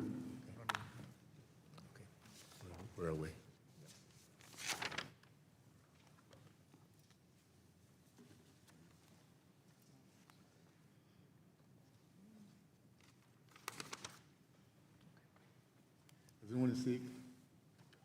Does anyone else seek recognition on the amendment? Yes. Yes, I would like to speak in favor of Mr. Scott's amendment. Okay, gentlewoman is recognized from Washington. Thank you, Mr. Chairman. I want to speak in support of Ranking Member Scott's amendment. Some of you know that before I came to Congress, I was a lawyer, and one of my roles was to represent franchisees in disputes with franchisors. I've also said over many years on this committee, that the franchise model is a good one. It helps oftentimes individuals who want to start a small business. It helps them get into the business. But if the franchisor is acting like an employer, they should be held responsible like an employer, which is the reason why I do not support the underlying bill. But I absolutely support this amendment. And I think back to the clients I represented who were franchisees who had invested sometimes their life savings and put everything on the line because they wanted to have a small business. If they are held responsible because they were directed to do something by the franchisor, there is no way in the world that we should hold these small business owners responsible for whatever they were directed to do by a franchisor. This is an amendment that's about fairness. Think about the small business owners who run franchises. They should not be held responsible for being directed to do something in violation of the law by a franchisor. So I support the amendment. I do not support the underlying bill, and I yield back the balance of my time. Thank you. Does anyone else seek recognition on the amendment? The question on the amendment from I'm sorry. Thank you, Mr. Chair. I object to the amendment. Franchisees operate their own businesses and make their own management decisions. The American Franchise Act reinforces this independence by clarifying that franchisors and franchisees are joint employers only if they directly control essential employment matters. This targeted fix brings back stable, predictable legal framework that empowers local entrepreneurs and protects the integrity of the franchise model. Thank you, Mr. Chair. Does anyone else seek recognition on the amendment? The question on the amendment by the gentleman from Virginia. All in favor say aye. Aye. All opposed? No? No. No. In the opinion of the chair, the noes have it, and the amendment is not agreed to. The chairman, roll call is ordered. Pursuant to the chair's previous announcement, this vote will be postponed. Are there any other amendments to the amendment in the nature of a substitute for H.R. 5267?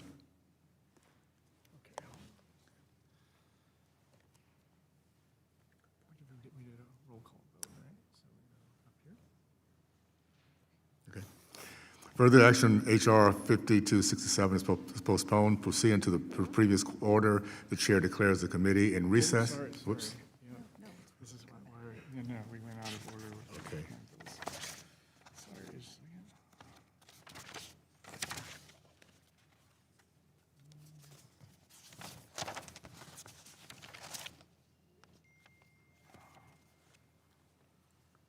Right here. Further action on HR 87, okay, 5267 is postponed. We'll now move to consider the next bill. Yep. And now we're going to move to, this is our last bill tonight. Okay, start here.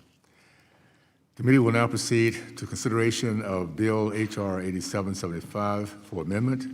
The bill was circulated in advance and printed copies are available. The clerk shall designate the bill. H.R. 8775, a bill to amend the Labor Management Reporting and Disclosure Act of 1959 to provide that individuals who have been convicted of sex offenses against minors may not serve in certain positions. Without objection, the first reading of the bill is dispensed with. Without objection, the bill will be considered as read and open for amendment at any point. Any amendment offered shall be considered as read. Does anyone seek to be recognized? Mr. Wilson, what's the purpose of you? I have an amendment at the desk. The clerk shall designate the amendment in nature of a substitute. Amendment in the nature of a substitute to H.R. 8775, offered by Mr. Wilson of South Carolina, identifier H.R. 8775_ANS. Without objection, the amendment shall be considered original text for purpose of for further amendment. The amendment in the nature of substitute has already been distributed. I now recognize Mr. Wilson for 5 minutes to explain the amendment in the nature of the substitute. Thank you very much, Mr. Chairman.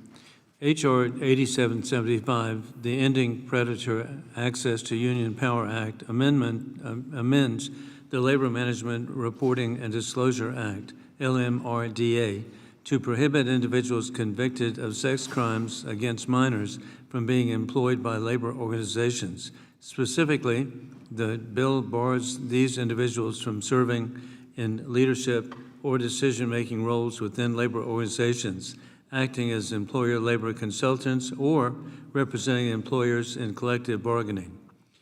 This prohibition applies for 13 years after conviction or the end of imprisonment. Critics may say this bill is unnecessary or fixing a problem that doesn't exist. But sadly, just recently, the committee investigated a Service Employees International Union's SEIU local chapter, which hired a convicted child molester and a longtime registrant of California's Sex Offender Registry to be a member of the leadership team.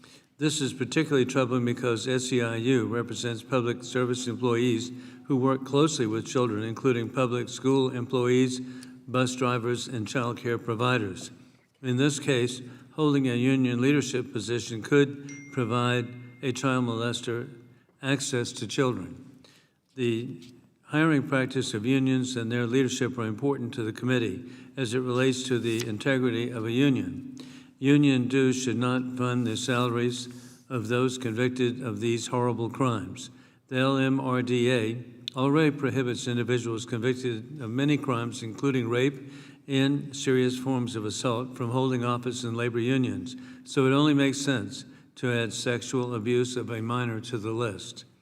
The bill closes this loophole in current law by adding sex offenses against minors to the list of disqualifying crimes. The bill ensures that union power cannot be exploited by those who have committed serious offenses against children. I urge adoption of the amendment in the nature of a substitute, which makes a technical change to the bill, and passage of the underlying bill. I yield back. Are there any members who wish to be recognized for further discussion on the amendment in the nature of a substitute? Chairman, Yes. I have an amendment at the desk. Oh, okay. No. Oh. We're on A&S. I'm sorry. We're still debating. Mr. Okay, we're still debating. Mr. Chairman, Yes, I recognize lady from Pronouncing Island. Scott, please. thank you. I just want to lend my... One second.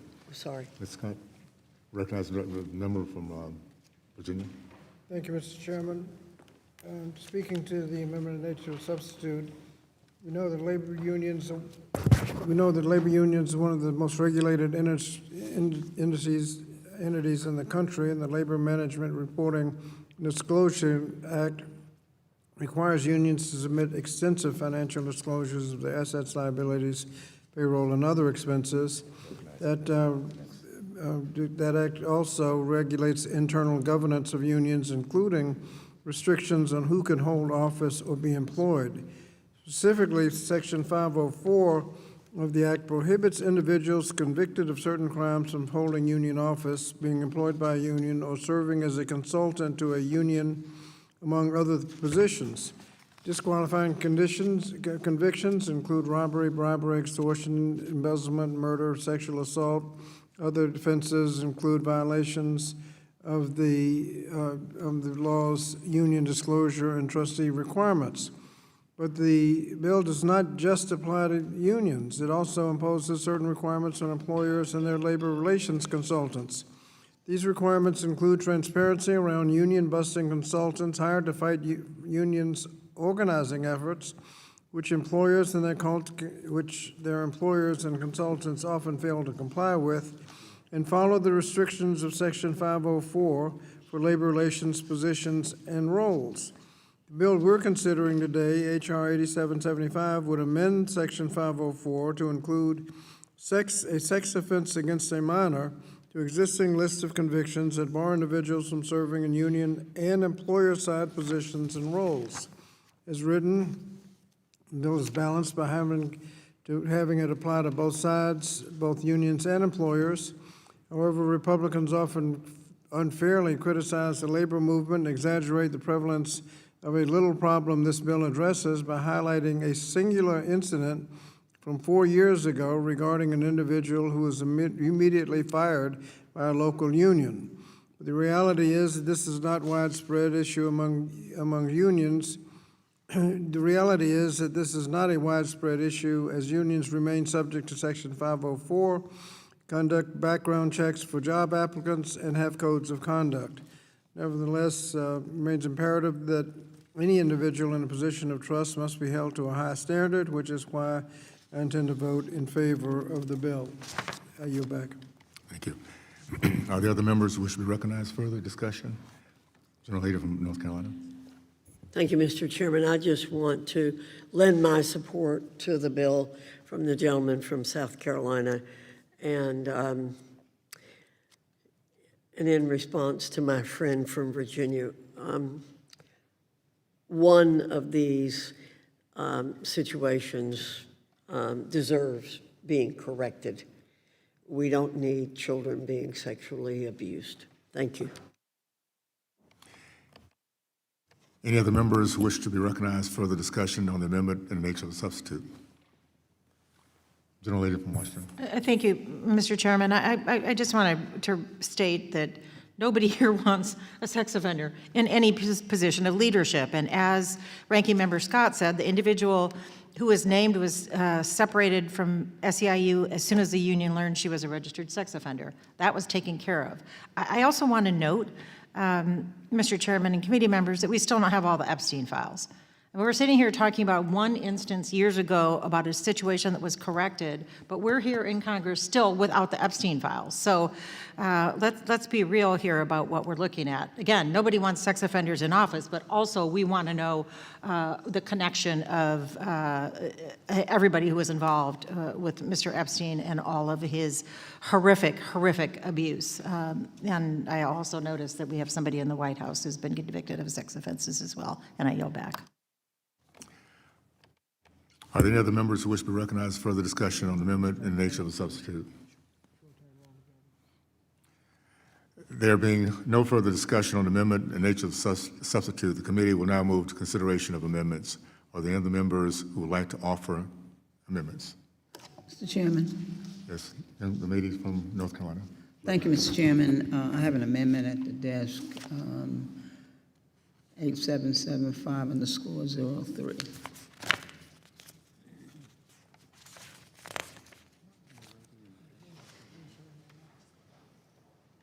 The clerk will report the amendment.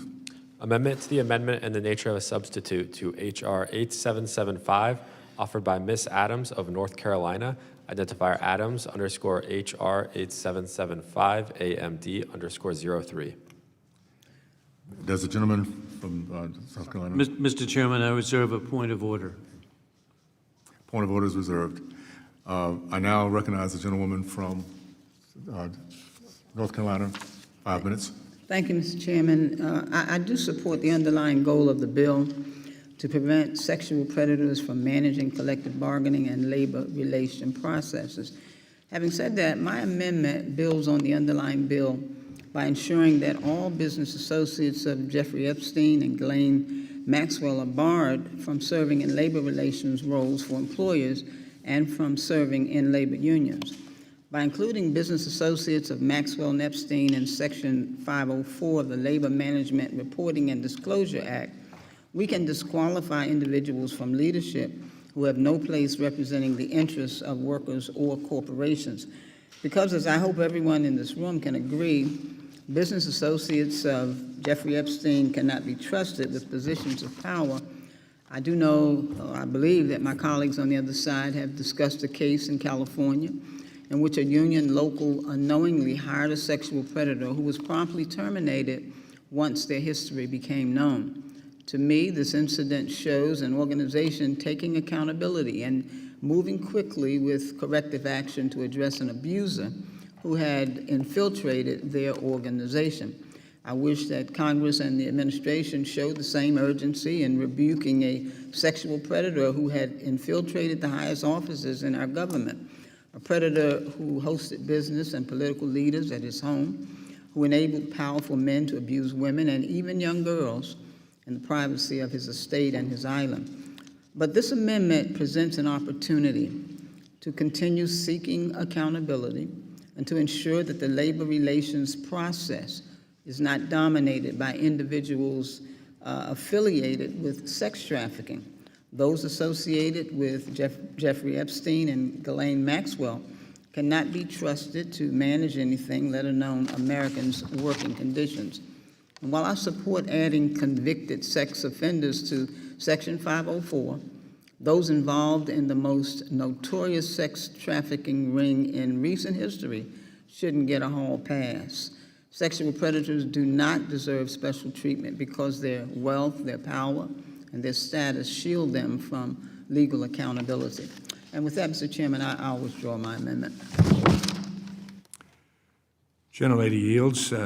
Does the gentleman from South Carolina reserve? I withdraw my reservation.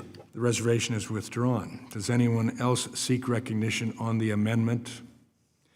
For what purpose does the gentlelady from Oregon, Ms. Bonamici, seek recognition? Thank you, Mr. Chairman. I understand that my colleague has withdrawn her amendment, but I want to clarify a comment that I made, just so the record is clear. Although the president has been found criminally liable for financial crimes, he was found civilly liable for sex abuse, and I just want the record to be clear, and I yield back.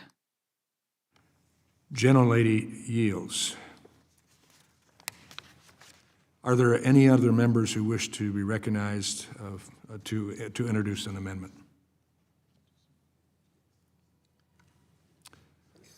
Gentleman from Virginia, the ranking member, Mr. Scott, do you wish to offer an amendment? Yes, Mr. Chairman. AMD 02. Have any member of the desk? The clerk will report the amendment. Amendment to the amendment in the nature of a substitute to H.R. 8775, offered by Mr. Scott of Virginia, identifier Scott _ H.R. 8775, AMD _ 01. Does the gentleman from Utah reserve a point of order? Reserve point of order. Point of order is reserved. I now recognize the gentleman from Virginia, the ranking member, Mr. Scott, for 5 minutes in support of his amendment. Thank you, Mr. Chairman. As I mentioned before, Section 504 of the LMRDA currently prohibits those convicted of certain crimes such as bribery, extortion, embezzlement, arson, murder from serving as a union officer and staff in specific roles for employers. The underlying bill adds sex offense against a minor to the current list of disqualifying offenses. It is vital that anybody in a position of trust and power should be held to a high standard, which is why this amendment would prohibit individuals convicted of certain crimes detailed under the LMRDA from serving as executives of corporations that are dealing with labor organizations, Director of the Office of Labor Management Standards, Secretary of Labor, Inspector General of the Department of Labor, any other political appointees at the Department of Labor, and the President. This act holds union officials and labor relations advisors and consultants to certain standards, corporate executives, including and public officials, including the president, who are dealing with the law should be held to the same standard. So I urge my colleagues to support the amendment, and I yield back. The gentleman yields. Does the gentleman from... I withdraw on reservation. Reservation is withdrawn. Does anyone else seek recognition on the amendment? Seeing none, the question is on the amendment by the gentleman from Virginia, the ranking member, Mr. Scott. All in favor, say aye. Aye. All opposed, no? No. In the opinion of the chair, the noes have it. An amendment is not agreed to.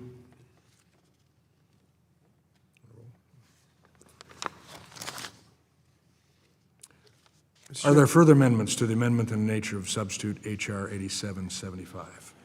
Have an amendment to the desk. The clerk will report the amendment. 01, AMD 01. Gentleman from Virginia.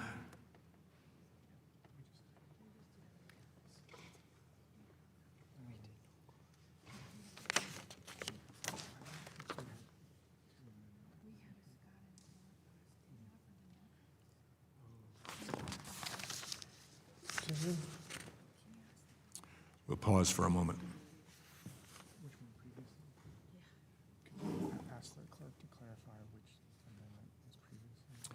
Would the clerk clarify which amendment was passed previously? That was Scott _ HR 8775 AMD _ 01. That was the previous one? Yes. Okay, that said 02. This one 02. No, the Yeah. past one was 02. This one is 01. We don't have a Scott 02 amendment. No, there was a Norcross 02. Okay, the amendment at the desk we want brought up now is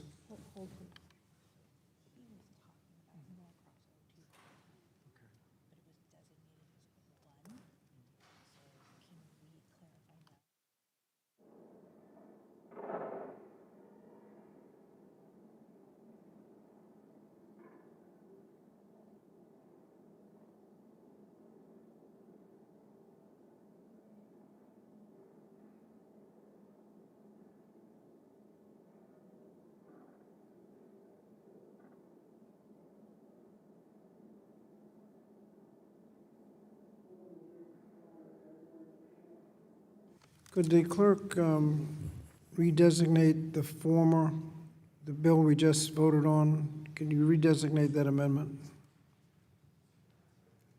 Yeah. Amendment to the amendment in the nature of a substitute to HR 8775, offered by Mr. Scott of Virginia, identifier Scott _ HR 8775 AMD _ 02. 02. Okay. That's right. Is that the one we voted on? That's what we voted on. He did.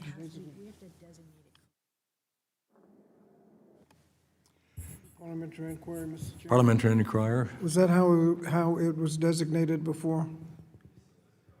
Okay. Mr. Chairman, I move we reconsider the vote by which we defeated the previous amendment.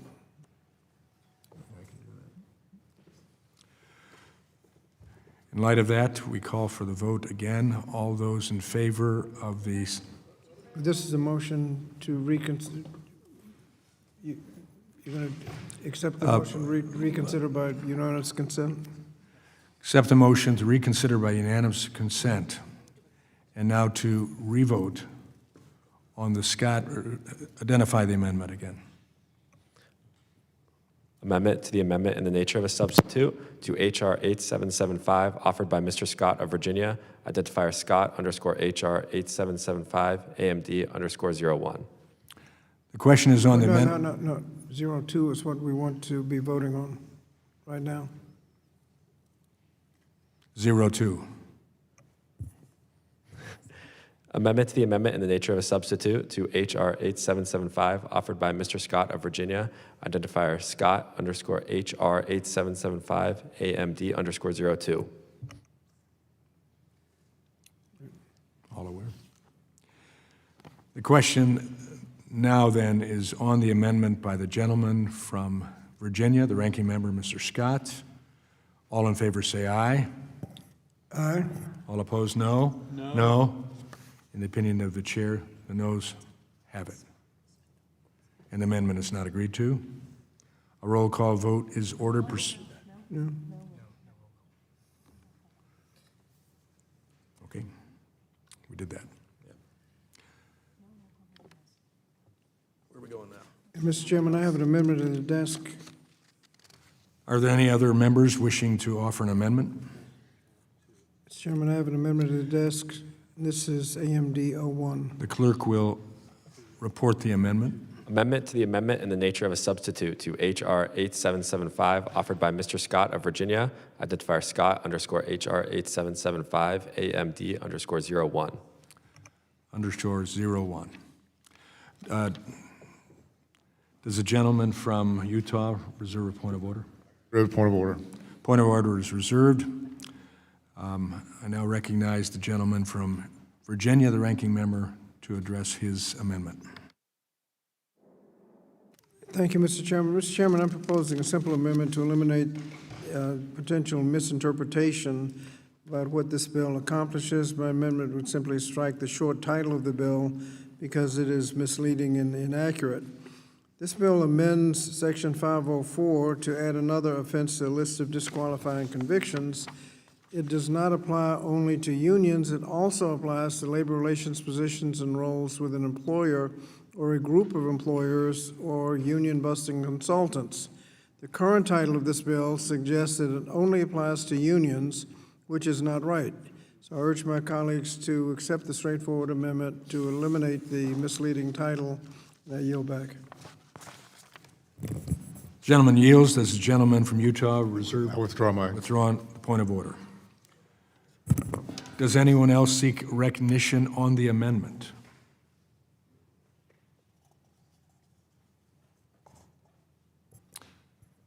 Seeing none, the question is on the amendment by the gentleman from Virginia, the ranking member. All in favor say aye. Aye. All opposed, no? No. In the opinion of the chair, the noes have it, and the amendment is not agreed to. A roll call vote is ordered. Pursuant to the chair's previous announcement, this vote will be postponed. Are there any further amendments to the amendment in the nature of a substitute to H.R. 8775? Sir, I need to get you to the page where we talk about going to the end of the debate.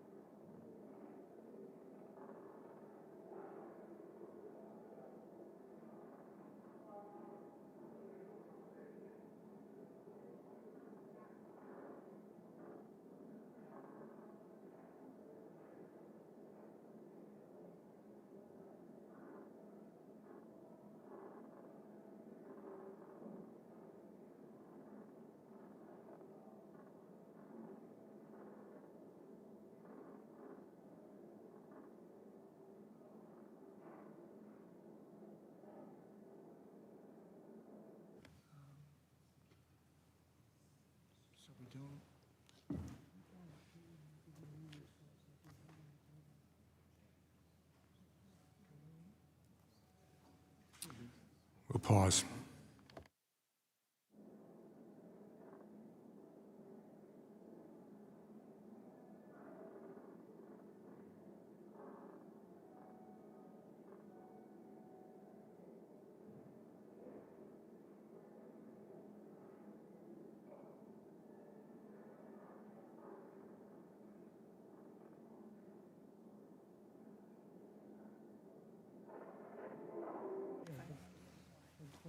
Further action on H.R. 8775 is postponed pursuant to the previous order. The chair declares the committee in recess, subject to the call of the chair. We expect to reconvene at 3:30. The committee stands in recess.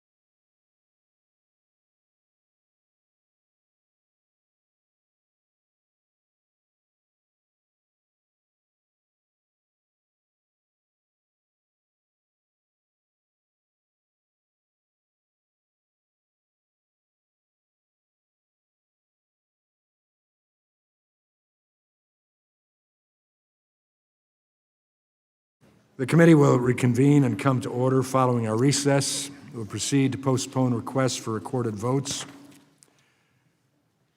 I hereby move the committee report the bill H.R. 8781 to the House of Representatives with amendment and with the recommendation that the amendment be agreed to and the bill do pass. The question now occurs on the chair's motion. All in favor say aye. Aye. Opposed, no. In the opinion of the chair, the ayes have it and the motion is agreed to. A recorded vote is requested. Members will record their votes using an electronic voting system. The clerk will open the vote.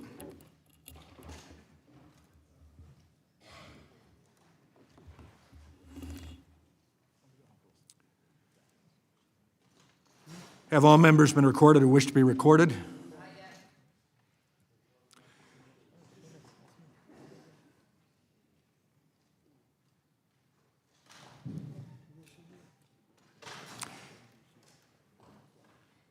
Do any members wish to change their vote? Hearing none, will the clerk please close the vote and announce the tally? Mr. Chairman, on this vote, there are 18 yeas and 15 nays. The ayes have it, and the motion is agreed to. H.R. 8781 as amended, and accompanying materials shall be transmitted to the House of Representatives. The chair notes for the record that a quorum is present. I hereby move that the committee report the bill H.R. 4986 to the House of Representatives with amendment and with the recommendation that the amendment be agreed to and the bill do pass. The question now occurs on the chair's motion. All in favor say aye. Aye. Opposed, no. In the opinion of the chair, the ayes have it and the motion is agreed to. Recorded vote is requested and members will record their votes using electronic voting system. The clerk will open the vote.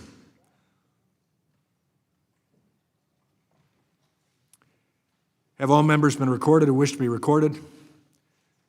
Do any members wish to change their vote?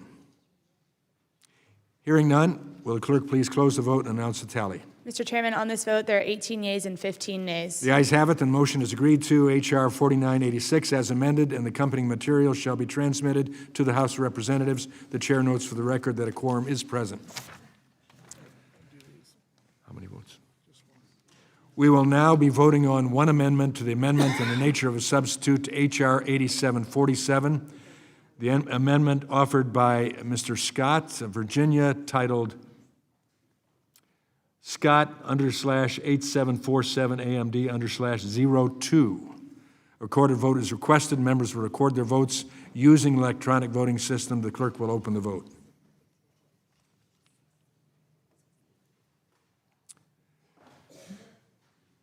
Have all members been recorded who wish to be recorded? Do any members wish to change their vote?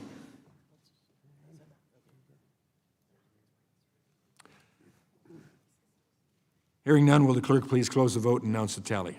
Mr. Chairman, on this vote, there are 15 yeas and 18 nays. The amendment is not adopted. The question now occurs on the amendment in the nature of a substitute to H.R. 8747.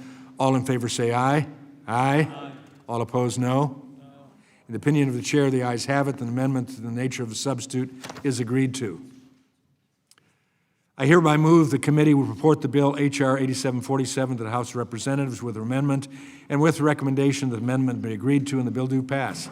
The question now occurs on the chair's motion. All in favor say aye. Aye. In the opinion of the chair, the ayes. Okay. I guess I have to go back. All opposed, no. No. In the opinion of the chair, the ayes have it. The motion is agreed to. Recorded vote is requested. Members will record their votes using electronic voting system. The clerk will open the vote.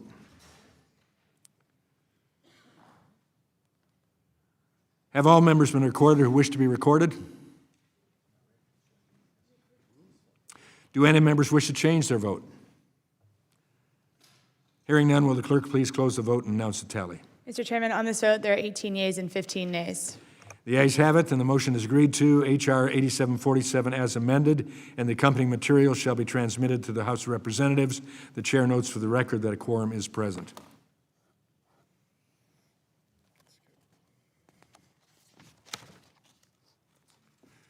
I hereby move that the committee report the bill H.R. 8183 to the House of Representatives with amendment and with recommendation that the amendment be agreed to and the bill do pass. The question now occurs on the chair's motion. All in favor say aye. Aye. All opposed, no. In the opinion of the chair, the ayes have it, and the motion is agreed to. Recorded vote is requested. Members will record their votes using the electronic voting system. The clerk will open the vote. Have all members been recorded who wish to be recorded? Do any members wish to change their vote? Hearing none, will the clerk please close the vote and announce the tally? Mr. Chairman, on this vote, there are 33 yeas and 0 nays. The ayes have it, and the motion is agreed to. H.R. 8183 as amended, and the accompanying materials shall be transmitted to the House of Representatives. The chair notes for the record that a quorum is present. We'll now be voting on one amendment to the amendment in the nature of a substitute to H.R. 9723, the amendment offered by recorded who wish to be recorded. Do any members wish to change their vote? Hearing none, will the clerk please close the vote and announce the tally? Mr. Chairman, on this vote, there are 15 yeas and 18 nays. The amendment is not adopted. The question now occurs on the amendment in the nature of a substitute to H.R. 9723. All in favor say aye. Aye. All opposed, no.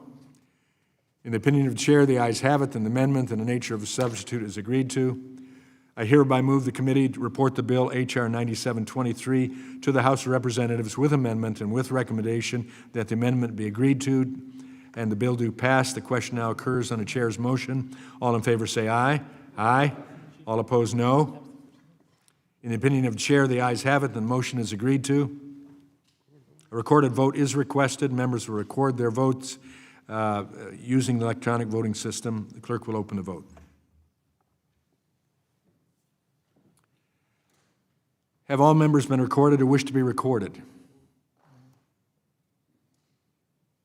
Do any members wish to change their vote? Hearing none, will the clerk please close the vote and announce the tally? Mr. Chairman, on this vote, there are 33 yeas and 0 nays. The ayes have it, and the motion is agreed to. H.R. 9723 as amended, and the accompanying materials shall be transmitted to the House of Representatives. Chair notes for the record that a quorum is present.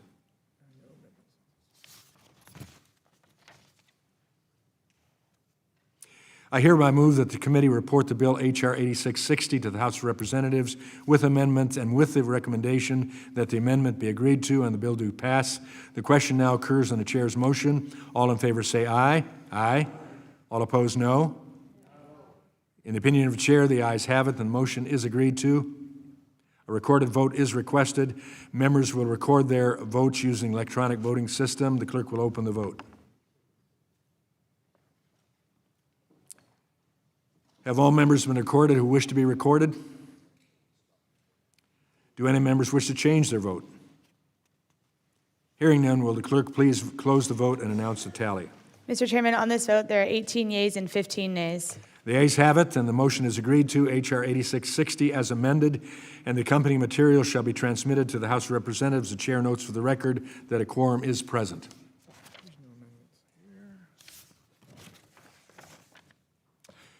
I hereby move that the committee report the bill H.R. 8347 to the House of Representatives with amendment and with the recommendation that the amendment be agreed to and the bill do pass. The question now occurs on the chair's motion. All in favor say aye. Aye. All opposed, no. In the opinion of the chair, the ayes have it, and the motion is agreed to. Recorded vote is requested. Members will record their votes using the electronic voting system. The clerk will open the vote.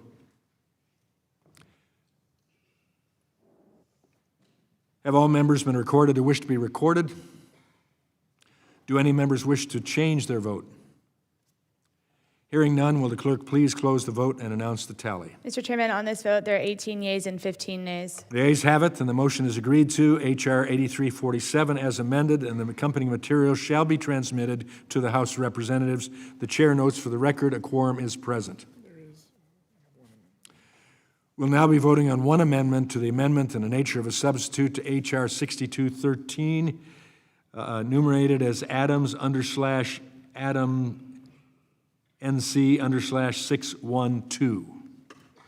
A recorded vote is requested. Members will record their votes using electronic voting system. The clerk will open the vote. Have all members been recorded who wish to be recorded? Do any members wish to change their vote? Hearing none, will the clerk please close the vote and announce the tally? Mr. Chairman, on this vote, there are 15 yeas and 18 nays. The amendment is not adopted. The question now occurs on the amendment in the nature of a substitute to H.R. 6213. All in favor say aye. Aye. Aye. All opposed, no. In the opinion of the chair, the ayes have it, and the amendment is in the nature of a substitute is agreed to. I hereby move that the committee report the bill H.R. 6213 to the House of Representatives with amendment and with the recommendation that amendment be agreed to and the bill do pass. The question now occurs on the chair's motion. All in favor say aye. Aye. All opposed, no. No. In the opinion of the chair, the ayes have it, and the motion is agreed to. A recorded vote is requested. Members will record their votes using the electronic voting system. The clerk will open the vote.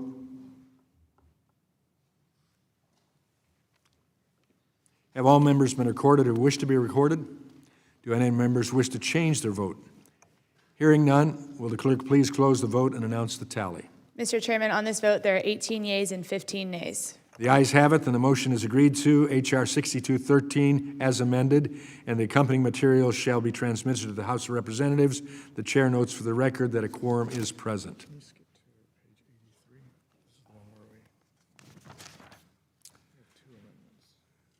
We'll now be voting on two amendments to the amendment in the nature of a substitute to H.R. 5267.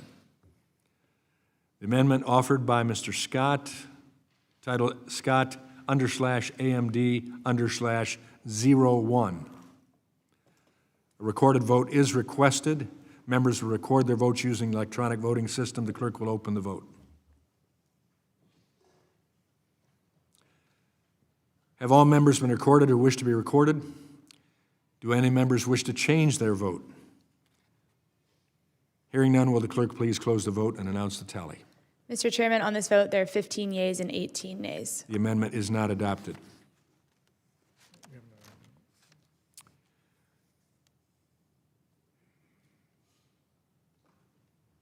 We'll now be voting on a second Scott amendment titled Scott_AMD_04. A recorded vote is requested. Members will record their votes using the electronic voting system. The clerk will open the vote.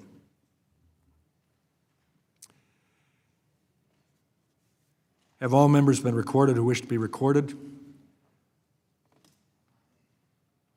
Do any members wish to change their vote? Hearing none, will the clerk please close the vote and announce the tally? Mr. Chairman, on this vote, there are 15 yeas and 18 nays. The amendment is not adopted. The question now occurs on the amendment in the nature of a substitute to H.R. 5267. All in favor say aye. Aye. All opposed, no. In the opinion of the chair, the ayes have it, and the amendment is in the nature of a substitute is agreed to. I hereby move that the committee report the bill H.R. 5267 to the House of Representatives with amendment and with the recommendation that the amendment be agreed to and the bill do pass. All in favor say, the question now occurs on the chair's motion. All in favor say aye. Aye. All opposed, no. In the opinion of the chair, the ayes have it, and the motion is agreed to. A recorded vote is requested. Members will record their votes using electronic voting system. The clerk will open the vote. Have all members been recorded who wish to be recorded? Do any members wish to change their vote? Hearing none, will the clerk please close the vote and announce the tally? Mr. Chairman, on this vote, there are 18 yeas and 15 nays. The ayes have it, and the motion is agreed to. H.R. 5267 as amended, and the accompanying materials shall be transmitted to the House of Representatives. The chair notes for the record that a quorum is present.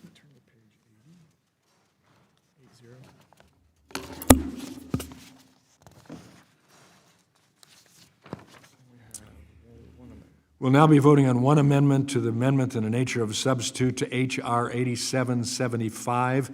The amendment offered by Mr. Scott, titled Scott_H.R. 8775 AMD_01. A recorded vote is requested. Members will record their votes using the electronic voting system. The clerk will open the vote.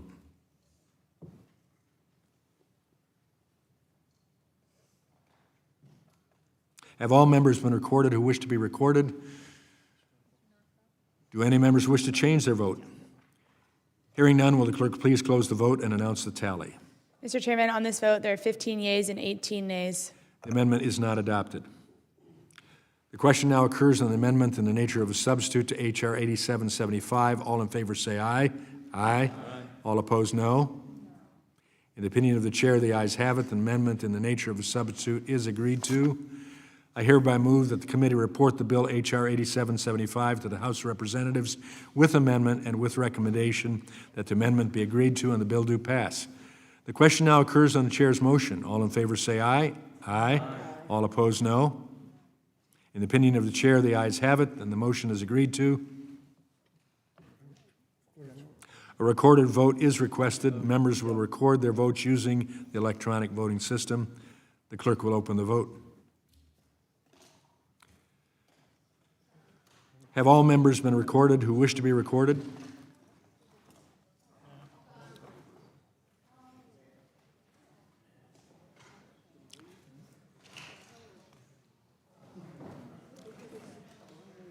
Do any members wish to change their vote?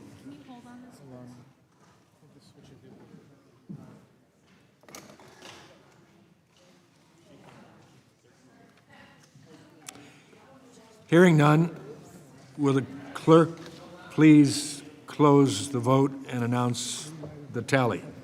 Mr. Chairman, on this vote, there are 33 yeas and 0 nays. The ayes have it. The motion is agreed to. H.R. 8775 as amended, and accompanying materials shall be transmitted to the House of Representatives. The chair notes for the record that a quorum is present. Can you turn to page 86?